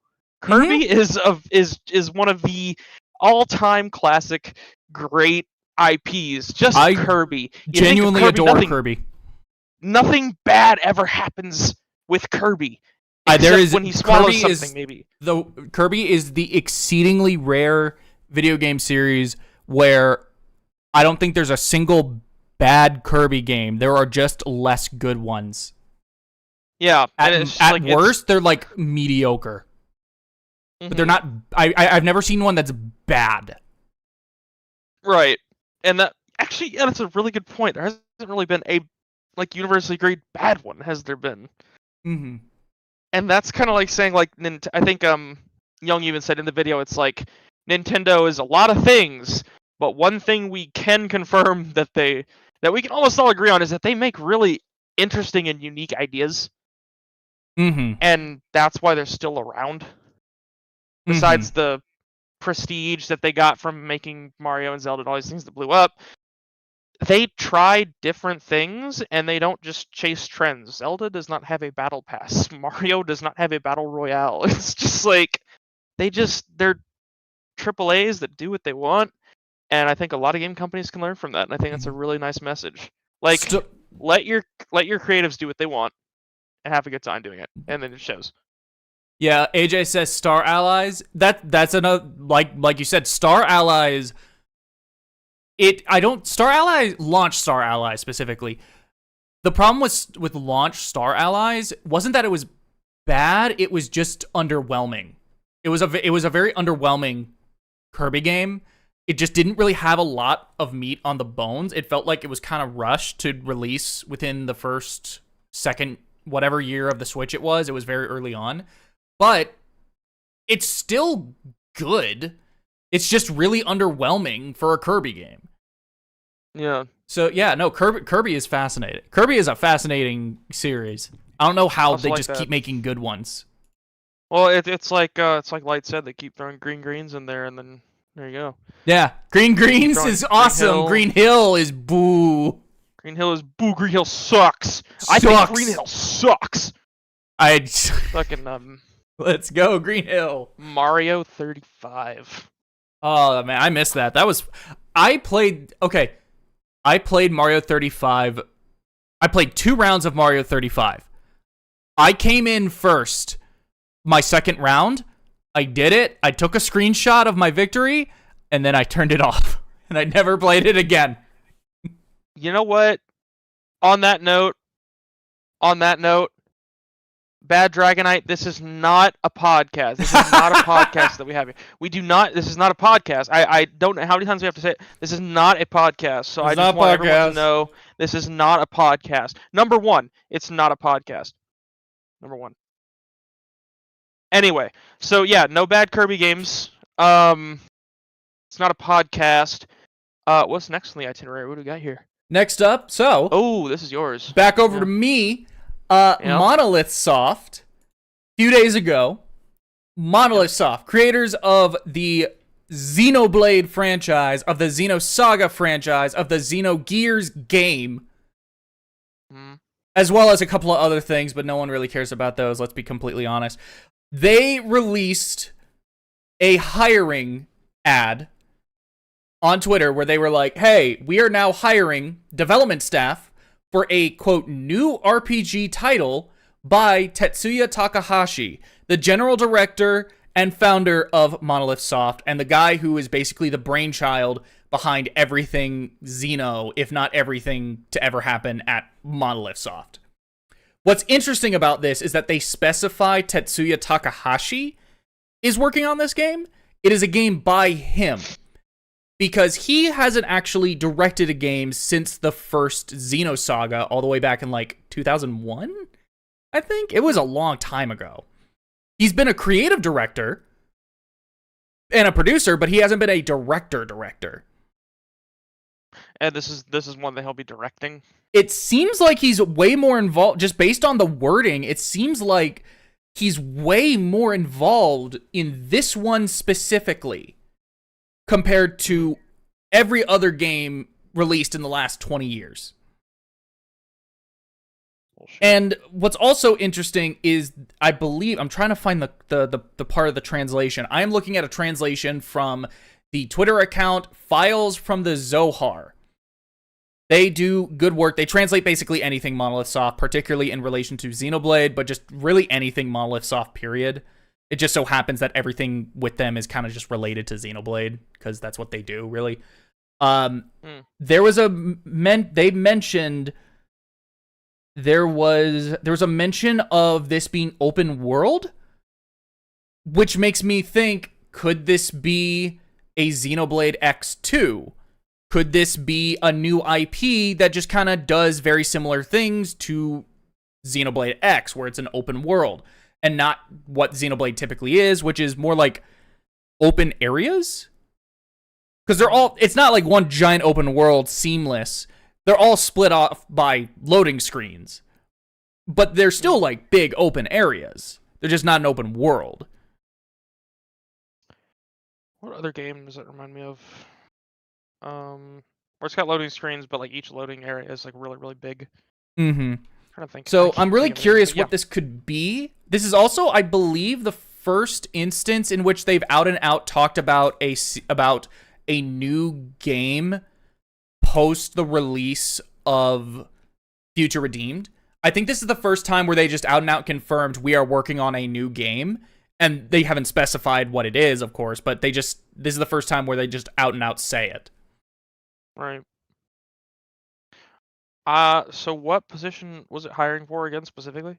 It says here, there's a list. The following jobs they're hiring for are 2D designer, artwork staff, specifically leader class, so I guess ahead of a group. 3D CG designer, specifically for characters. 3D CG designers for maps. Development environment engineer. Field level designer. Assistant director, which is interesting. In-game animator. And effects designer. Okay, yeah, so they really want this to be... This is actually, can tie well back to the Sakurai video. This company clearly wants to do something new every time. Mm-hmm. This company wants to have new blood coming in, making new things that they're passionate about. They clearly recognize that that's how you make a very popular and beloved game franchise. So I respect that very much. Mm-hmm. Now, I'm curious what it will be, whether it be a Xenoblade 4, based off of the ending of Future Redeemed. I wouldn't say there's no chance for a Xenosaga 4. I just think it's way more likely that they would do a Xenoblade 4. Personally, I'm hoping for X2. I was gonna say X2 would be pretty likely, I bet. I think for me, my tier list of like what I want is number 1, X2. Number 2, a new IP. Number 3, Blade 4. So you want X2 before a new IP? Yes, only because it's been almost a decade since X, and we still don't know what's up with this planet. It's something about this planet. We just don't know what that is. Stuck on a whole different planet. Mm-hmm. I also still am of the mindset that with the ending of Future Redeemed, no matter what direction we go in, there are inherently going to have to be retcons, and I don't think we should discount retcons. We shouldn't discount one game. So, like, basically, it's like they might be retconning X into being canon. They might not. But I don't think we should discount that purely on the idea that it would require more retcons than another thing requiring retcons. Basically, I'm just in, like, I don't think we should just ignore and automatically, like, then this isn't happening as a result of the fact that there are retcons. Because no matter what, there are going to be retcons. What do you think about them releasing it on the next Nintendo console? Oh, that's happening no matter what. Yeah, like, do you think it's going to be... so it's probably going to be a gimmick thing, right? Some sort of gimmick thing. I don't think it'd be a gimmick thing. The Xeno... Or not with the game, but, like, the console. Oh, the console. I think... Yeah. I think conceptually it will essentially just be a Switch 2. It will still have that Switch gimmick, but I think it'll have its own gimmick on top of it because Nintendo can't not have a gimmick. Yeah, I think they stick with the Switch style and just keep improving on that. I think no matter what, they will be sticking with the Switch gimmick. Yeah. It's just a matter of what else on top of that. Right. You think they're definitely gonna put the next stuff on that. Do you think anything else is gonna come from Monolith Soft on the current Switch? No, I think at most they'll do developmental support on the new Zelda game and whatever else is coming, and then that's the most they'll do. Gotcha. Yeah, I could see that being the case. Mm-hmm. I don't think I think in terms of their output specifically, I think they're done. Right. Mm-hmm. Yeah, I could see that. Pikmin 5 released in less than a decade than Pikmin 4. Yeah, Pikmin 5 is going to be fast-tracked. Pikmin 4 sold so damn well. I think Pikmin 5 is going to be fast-tracked. I don't know what happened with Pikmin 4, because that was in, like, development for a decade plus. We first heard about that game almost being done back in, like, 2015. So I think 5 is going to happen sooner rather than later. Just because 4 did incredible. It did incredibly well. Can we say Pikmin is also like Kirby in the sense that it's a very non-problematic game series? Honestly, yeah. Well, no. Pikmin has one bad game. Hey Pikmin. What's that? Hey Pikmin. I see. Though I didn't play it. I've heard from Pikmin fans they do not like it. I've heard it's just Never heard bad. of that one. Never heard of that one. Mm-hmm. What is it? Switch 2 will have 3D as its new gimmick, or 4D like it's Spy Kids 4. Yeah! We need Smell-O-Vision for Yeah! the Switch. Okay, alright. Top 3 things. What would you want to smell from the Nintendo Switch? Steak. You want Smell-O-Vision steak? Okay. Steak. I want mud. You want to smell mud? I want mud. Okay. And then I want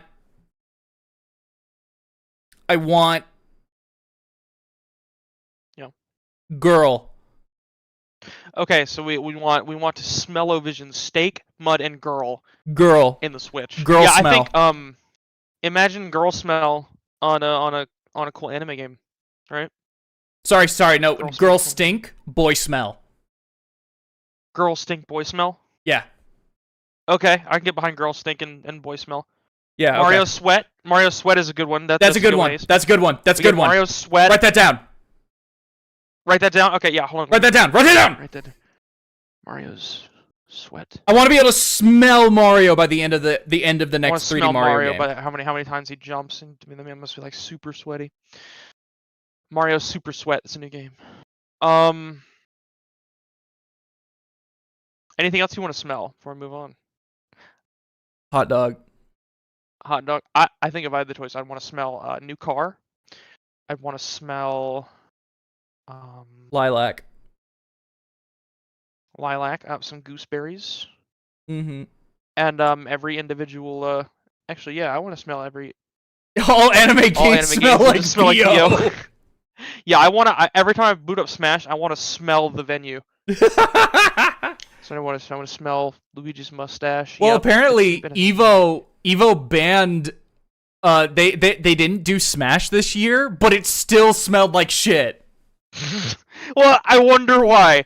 It's probably because it's not just Smash. It's every not fighting just game Smash. ever. It's just Goddamn. fighting game players in general. Remember that girl that went to a Yu-Gi-Oh tournament? She threw up because it smelled so bad. Yeah. Someone still think apparently fucking someone pissed in one of the chairs at Evo. They held it and then they pissed themselves and it was in the chair. Because they didn't want to get up and go to the bathroom. I think it reminds me of like that one. It's not real. I'm like 99% sure it's not real, but that 0.1% in me just makes it real in like my mind is that person who gifted Post Malone a bunch of deodorant and shower products because he looks like so he bad. stinks. That man looks like he smells bad. Like, I just think that's fucking hilarious. And I want to say that exists. Someone gifted him like a bag of like what do you call it? Just cleanliness products like shampoo, deodorant, and all that. Mm-hmm. I think that's funny. Yeah. Oh God, I feel like I would throw up if I talked to Post Malone though. Yeah. Well, I guess we can move on to probably the most relevant news to my channel. Yep. There is brand new Kazuma Kaneko art, and sadly, let me get it out. Let's bring out the comparison here. Let me get it out.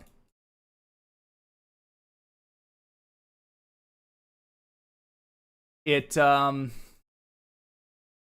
iconic Evo picture. I'm gonna be honest, it don't look great. Well, yeah, the girl on the left is not. There's something strange. it looks off. What do you think it is? So like, okay, I look at the girl on the right. I look at the person on the right, and I like the outfit. I think the outfit looks great. But then I see the face. Yeah. And it looks wrong. It looks wrong. Just Kaneko with more with different kinds of like art tools or something. I don't know. It looks more like how he drew it. Yeah. It's just something is off about it. It doesn't look right. I will say this coloring, no way is this coloring done by his often collaborator, what was her name? Megami Iraishi, I think.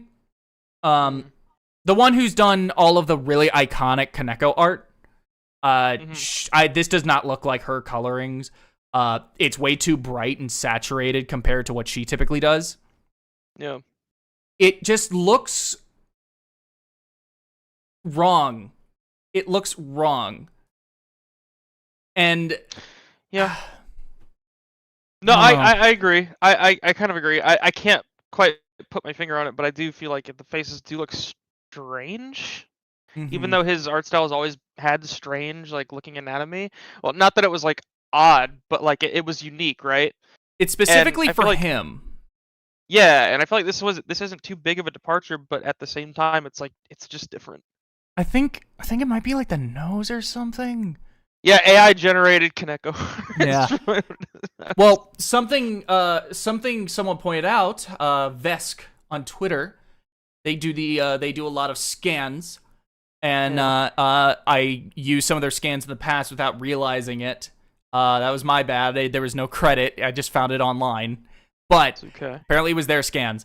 But anyway, Vesk noted that the girl on the left seems to be a recycled outfit design from Kaneko's NFT project from a few years ago.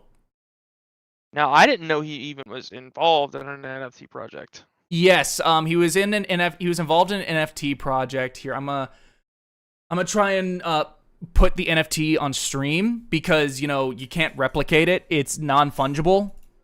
Right, so non-fungible. You can't screenshot. Yeah, you can't screenshot this, so I'm gonna put this on stream.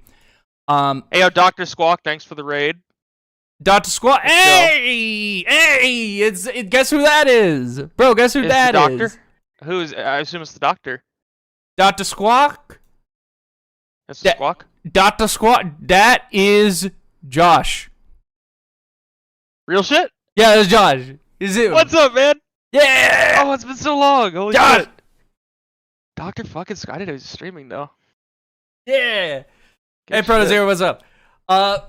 But yeah, we were just talking about this art. We were talking about this art from Kaneko, and it looks weird. And he reused a character design because if you look at it, outside of the colors, it is like almost exactly the same.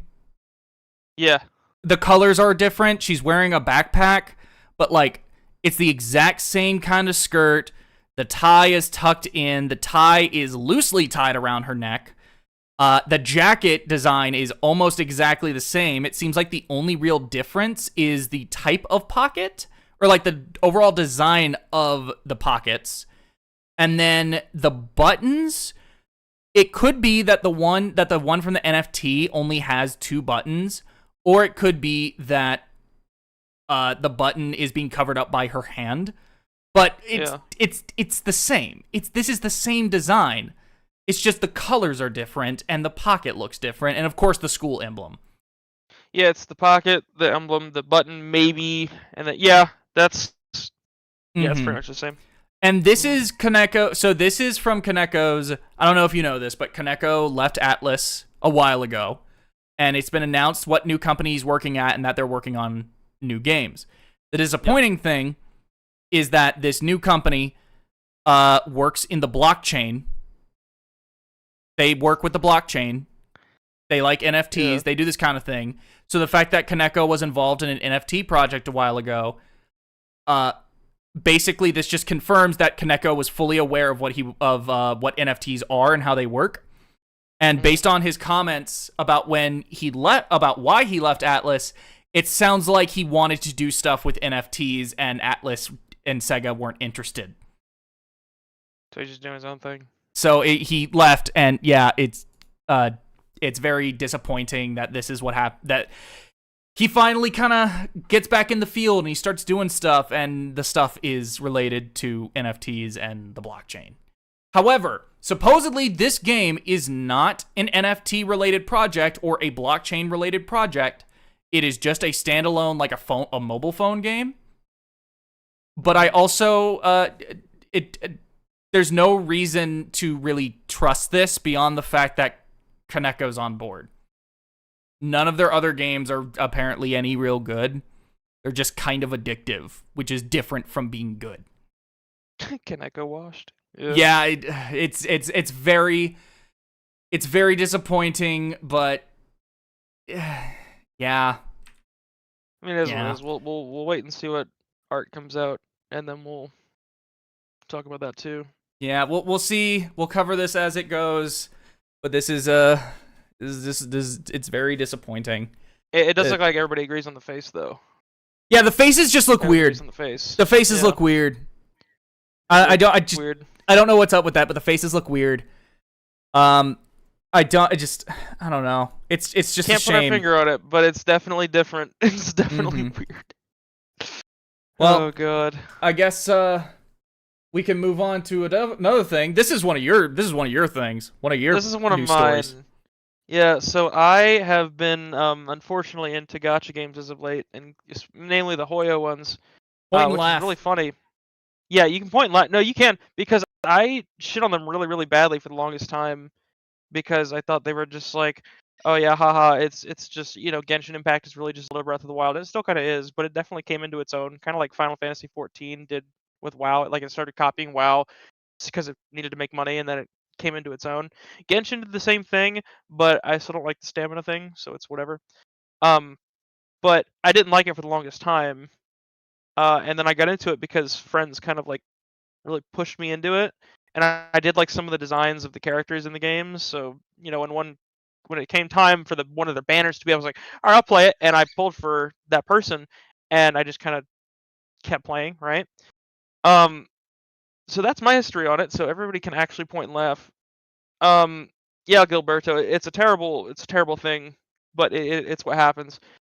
This is funny because Genshin Impact. I know you've seen different collaborations. Like, I had the one with like Aloy from Horizon I and remember all they had that. Aloy, and that was really weird. It was very weird, but you know what else they did? They had a KFC collaboration. What? A KFC collaboration. They had that once, and now it's coming back. And do you want to know what else? Coming back. It's coming back. And the KFC thing, I think, unless this article was wrong, but I'm pretty sure it says or let me see. Genshin Impact is once again partnering up with popular fast food chain KFC for a new collaboration featuring Melusine toys exclusive to Chinese locations. And I just thought it was really funny that it was using Kentucky Fried Chicken to advertise toys that you can only get in China. Well, I don't know about China, but I know in Japan, KFC is actually really big over there.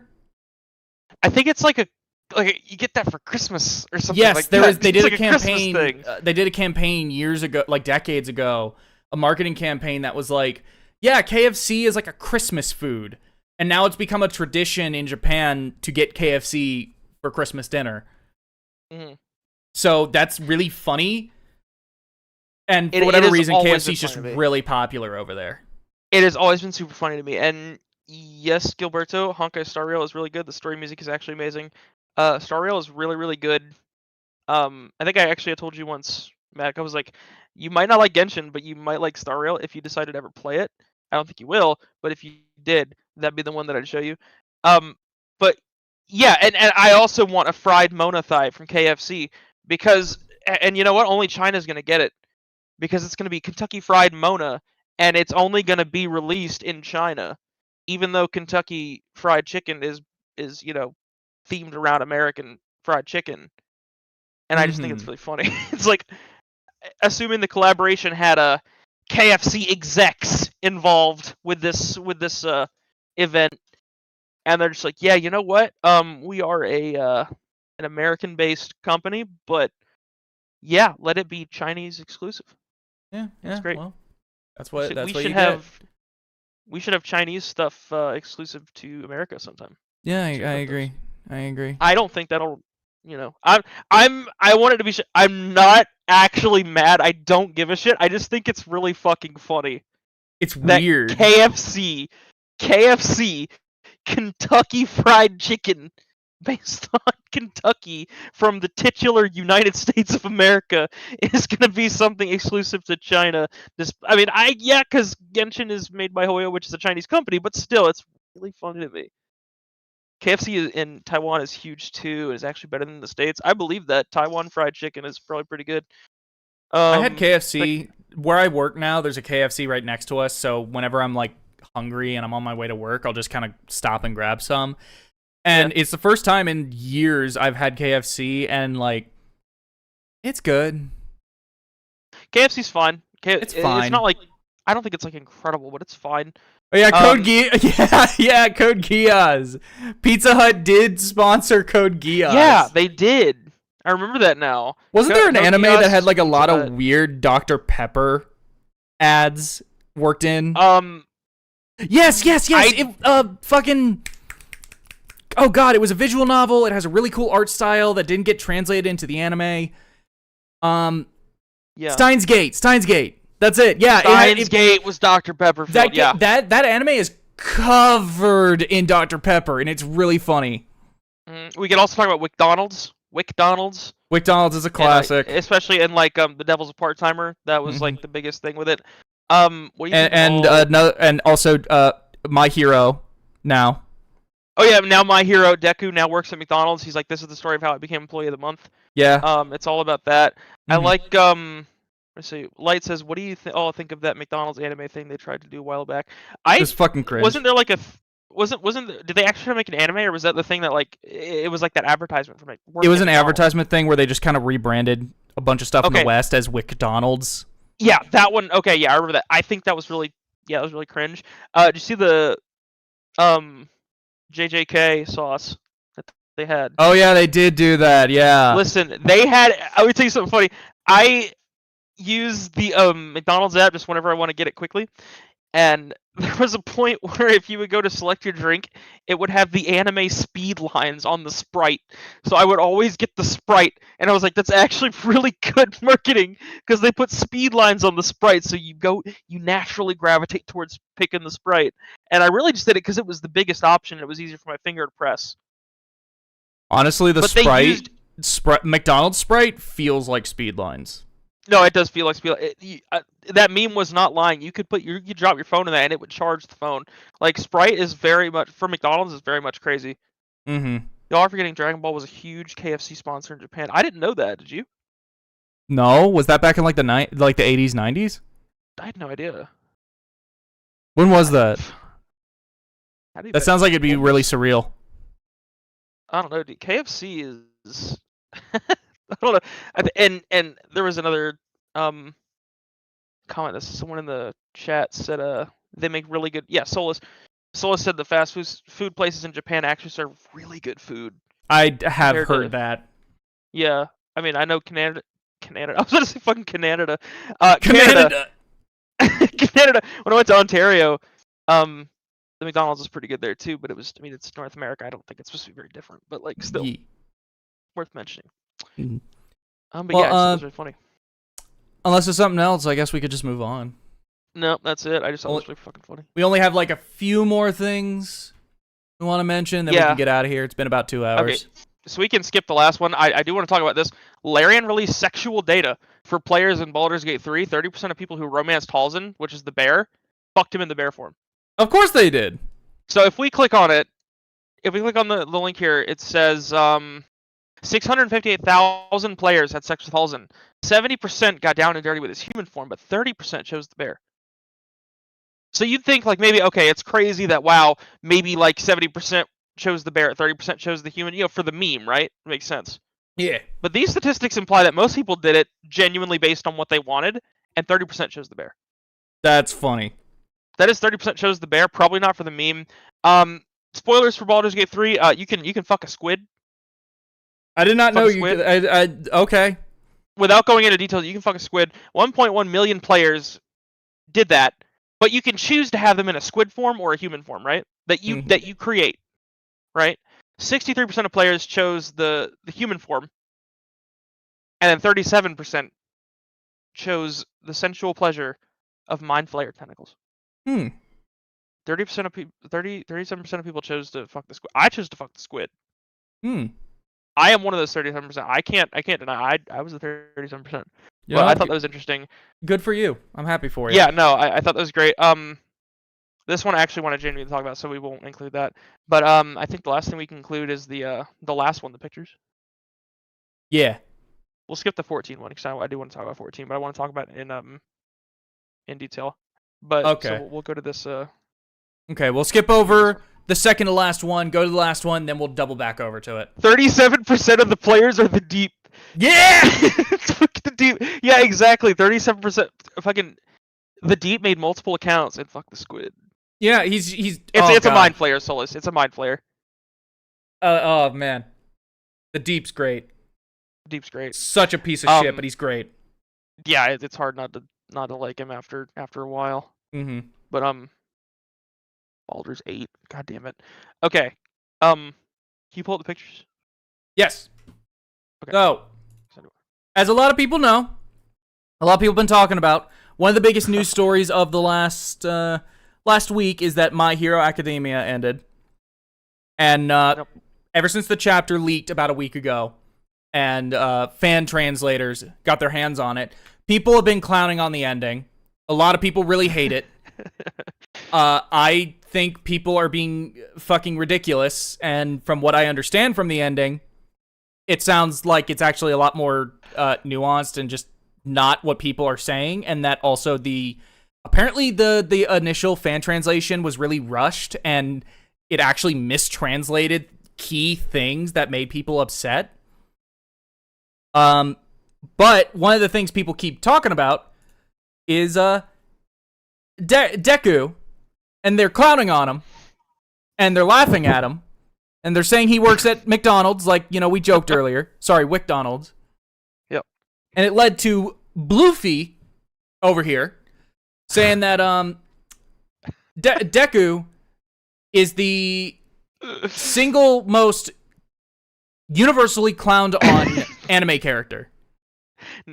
Now, before we pull up the second image, I want chat to say, who do they think gets more clowned on universally in anime than Deku? And I want to see if someone says it.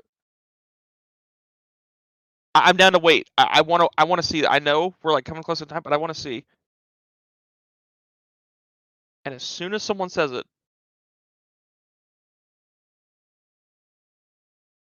it's someone to tell me exactly what we're all thinking. There is absolutely. There's absolutely someone. I did see right now. The new Deku My Hero La Pizza ad. That was really unfortunate, but really funny. Deku's like, there we fucking go.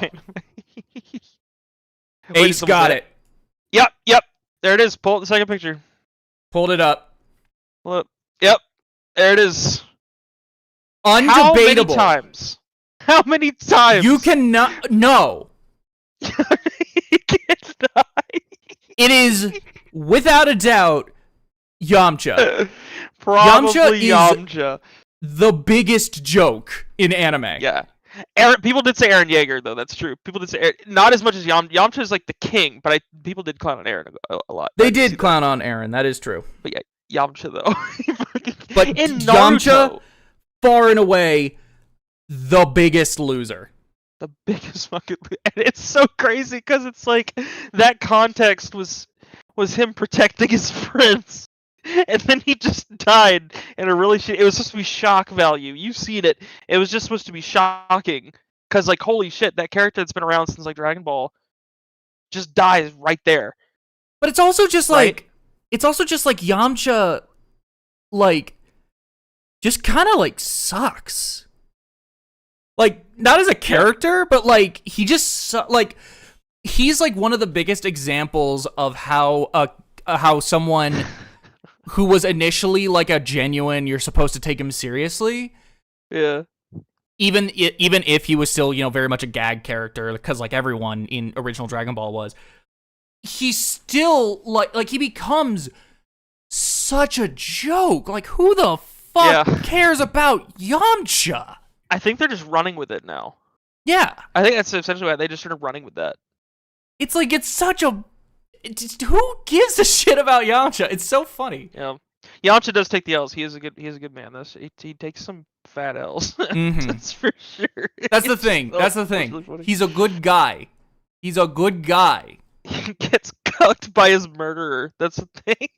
That's yes. Guy kills half the human race. Yamcha fights to protect it. Guess who the girl chooses in the end? The guy who killed the genocider. The human race.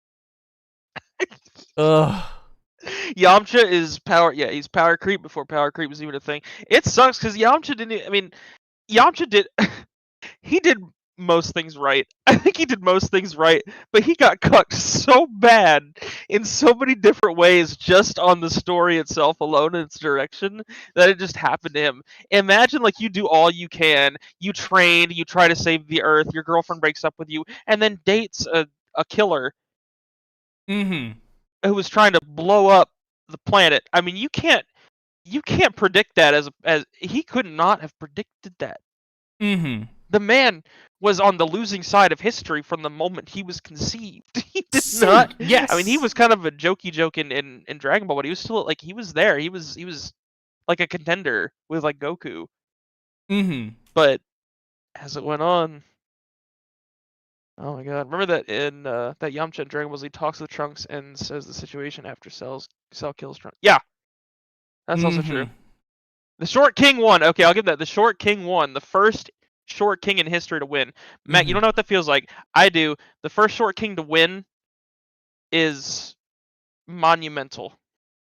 Monumental. I feel so horrible for laughing at the TFS ending of Yamcha in the Future Trunks timeline. I do not remember how it was, but yeah, the TFS definitely ran with a lot of the fun shit that people said. Well, here, you It was wanna good. talk about FF14? Do you think we have enough time? I mean, I'll talk about it, but Yeah, go for it. Keep it reasonable though, because I'm getting hungry. okay. All right. So, to stave off max hunger, essentially, there was I'm a big Final Fantasy XIV player, and there's a big controversy as to the game getting harder. But it's it's a lot of casual players who are just like, this is too hard. I can't do this. What hardcore players already have the extreme trials, the savage raids, the ultimates, and everything. Why are they going to take the story dungeons too? So to put it in perspective, the story dungeons for Final Fantasy XIV are supposed to be, everyone's supposed to beat it. It's part of the story. You beat it, right? Because it's an MMO. It's got to cater to everybody, but it doesn't have difficulty settings, right? So the dungeons are, makes sense to make them super easy so that everyone who wants to play the game can beat it, right? That sounds right Mm-hmm. to you. So picture this: people wanted more of a challenge in that in that content, the normal content, and we finally got it as of Dawn Trail. Like the expert dungeons that we get are actually like they'll slip you up in the beginning. But there was a the Mountain Dew collab. They collaborated with Mountain Dew, which is pretty cool. I actually bought some Mountain Dews to get some rewards. It was fun. They had like Puma stuff and like different articles of clothing. But anyway, yeah, casuals are like complaining that it's too hard now. But here's another thing to consider. At this point, our characters are level 100. Should we know how to play the game by this point?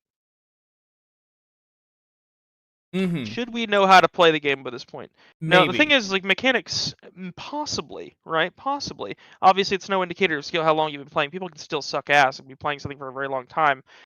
But the thing is, a lot of the mechanics that are introduced in these dungeons, in my opinion, were just like...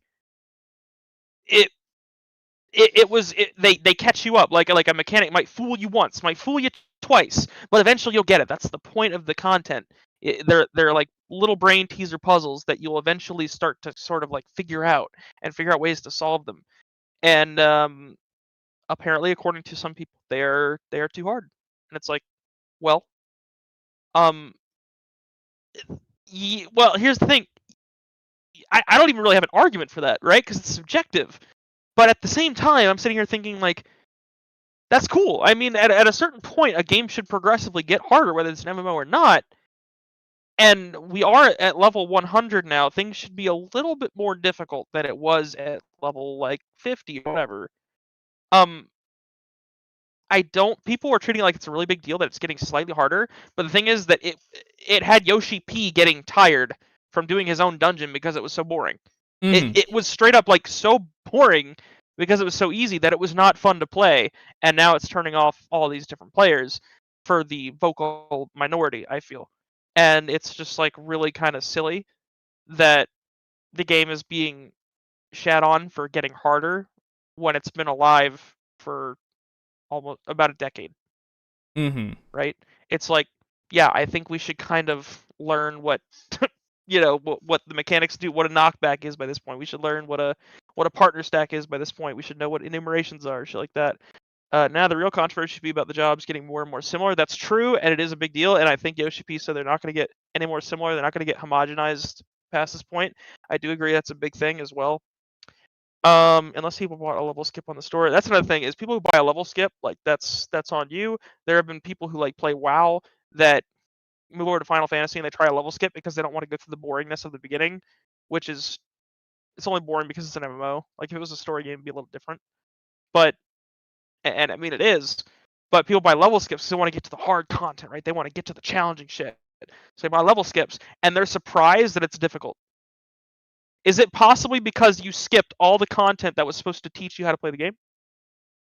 Yeah, I No. think it was. No way. No, of course not. Right? That's silly. That would make sense if you skipped everything that was supposed to teach you actively about these things, and then all of a sudden, maybe it's hard. Maybe it's hard because everybody thinks Final Fantasy is so easy, and it's like, well, I mean, it is once you figure it out, but figuring it out is a tough part all in itself.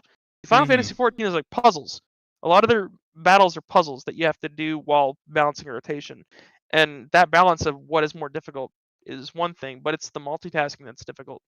It's the multitasking that gets you because you have a DPS check to make while also doing mechanics that require your brain to think. And sometimes, it's crazy. Sometimes it's okay to fail. I know it's No. crazy. It's okay to fail. I No. know, it's very surprising. No, you're right. I don't know what I was thinking. It's not okay to fail. We should all be winners, and that's fine. But you know what else is better than just winning? Is winning after a lot of effort. Getting back up after you wipe and doing it again. Learning from your mistakes and learning how to better optimize so that you can beat the boss and get that big sense of victory. Yes, that's great. Keep on doing what you're doing, Yoshi P. It's doing great. But please, bring Monk's timers back. I actually like those a lot. I like new Monks. Ball drainers and ball gainers are fine, but like please make Monk back the way it was. But anyway, that's all I gotta say about that. I think the game's controversy about it being too difficult is kind of baseless in the sense of vocal minority. That's what trusts are for, which is a thing where you can actually play with the story characters through dungeons and get through the story if that's what you want to do. So like, cool. Now you can do that. Do it many times you want. But for people who want more of a challenge, then let them have that. It is a failing that we can truly learn. Exactly. You don't learn anything by just succeeding every time, and you might learn some things, but you're not going to really learn. You need to learn how to pick yourself back up too. Big thing there. But that's all I really wanted to say about it. It's just that it was a big controversy, and Yoshi P cannot please everybody. He's trying very hard, but he cannot please everybody. Okay. He can't do it. But that's all. That's all I wanted to say. Okay. I get you. You know what I mean? Yeah. Well, failing is okay. that was the last piece of news that we wanted to talk about for this week. Yeah, that's all we had. Yeah, that's all we had. That's it. I don't know about you. That was fun. Seems to do pretty well view wise. It seems a number of people stuck around, watched the list, or whatever. So yeah, we'll try and do this again, like a week or so, depending on what schedules allow. Yep. Can't do anything concrete, but yeah, I feel good. I feel good about it. See how it goes. I feel good about it too. And if you want, you can find me at youtube.com/NovaRB. I make voiceover sketches and shit like that. Still trying to work my way around what I really want to do, but I'm working on it, and I try to release things every so often, a couple months. They're just sketches. But if you think that's interesting, if you like voiceover content, I do try to cover that. I'm currently working on trying to do like more actual Ace. It's not a podcast. I do try to work on.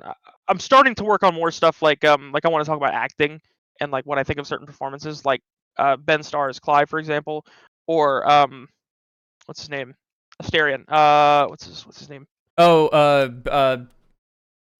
Neil Newbin. Newbin. Yes. I want to talk about his performance too. I want to talk about a lot of people's performances, and I'm working on making that content as well. So if you think that's interesting, or you think you might be interested in that, give me a subscribe. You guys know who I am. I would question why you're here if you don't know who I am. Who are you? I don't know. Okay, Gilberto, it's not a podcast. Yeah. Well, you guys have a good night. I'm hungry. Yeah. I'm hungry. I'm gonna go make some food. No, see, that's definitely like separate cats. How do you know? Well, there's 1, 2, 3, 4. There's like 4 of them. Yeah, that's separate. Okay, so is this actually like the artist making like this is their cats without ears? This is how they do it. This is from Chainsaw Man. All right, but they totally photoshopped out the ears, right? Like you're fucking with me. No. That's a real panel. 8. What? Hungry. What does that mean? I don't Hungry.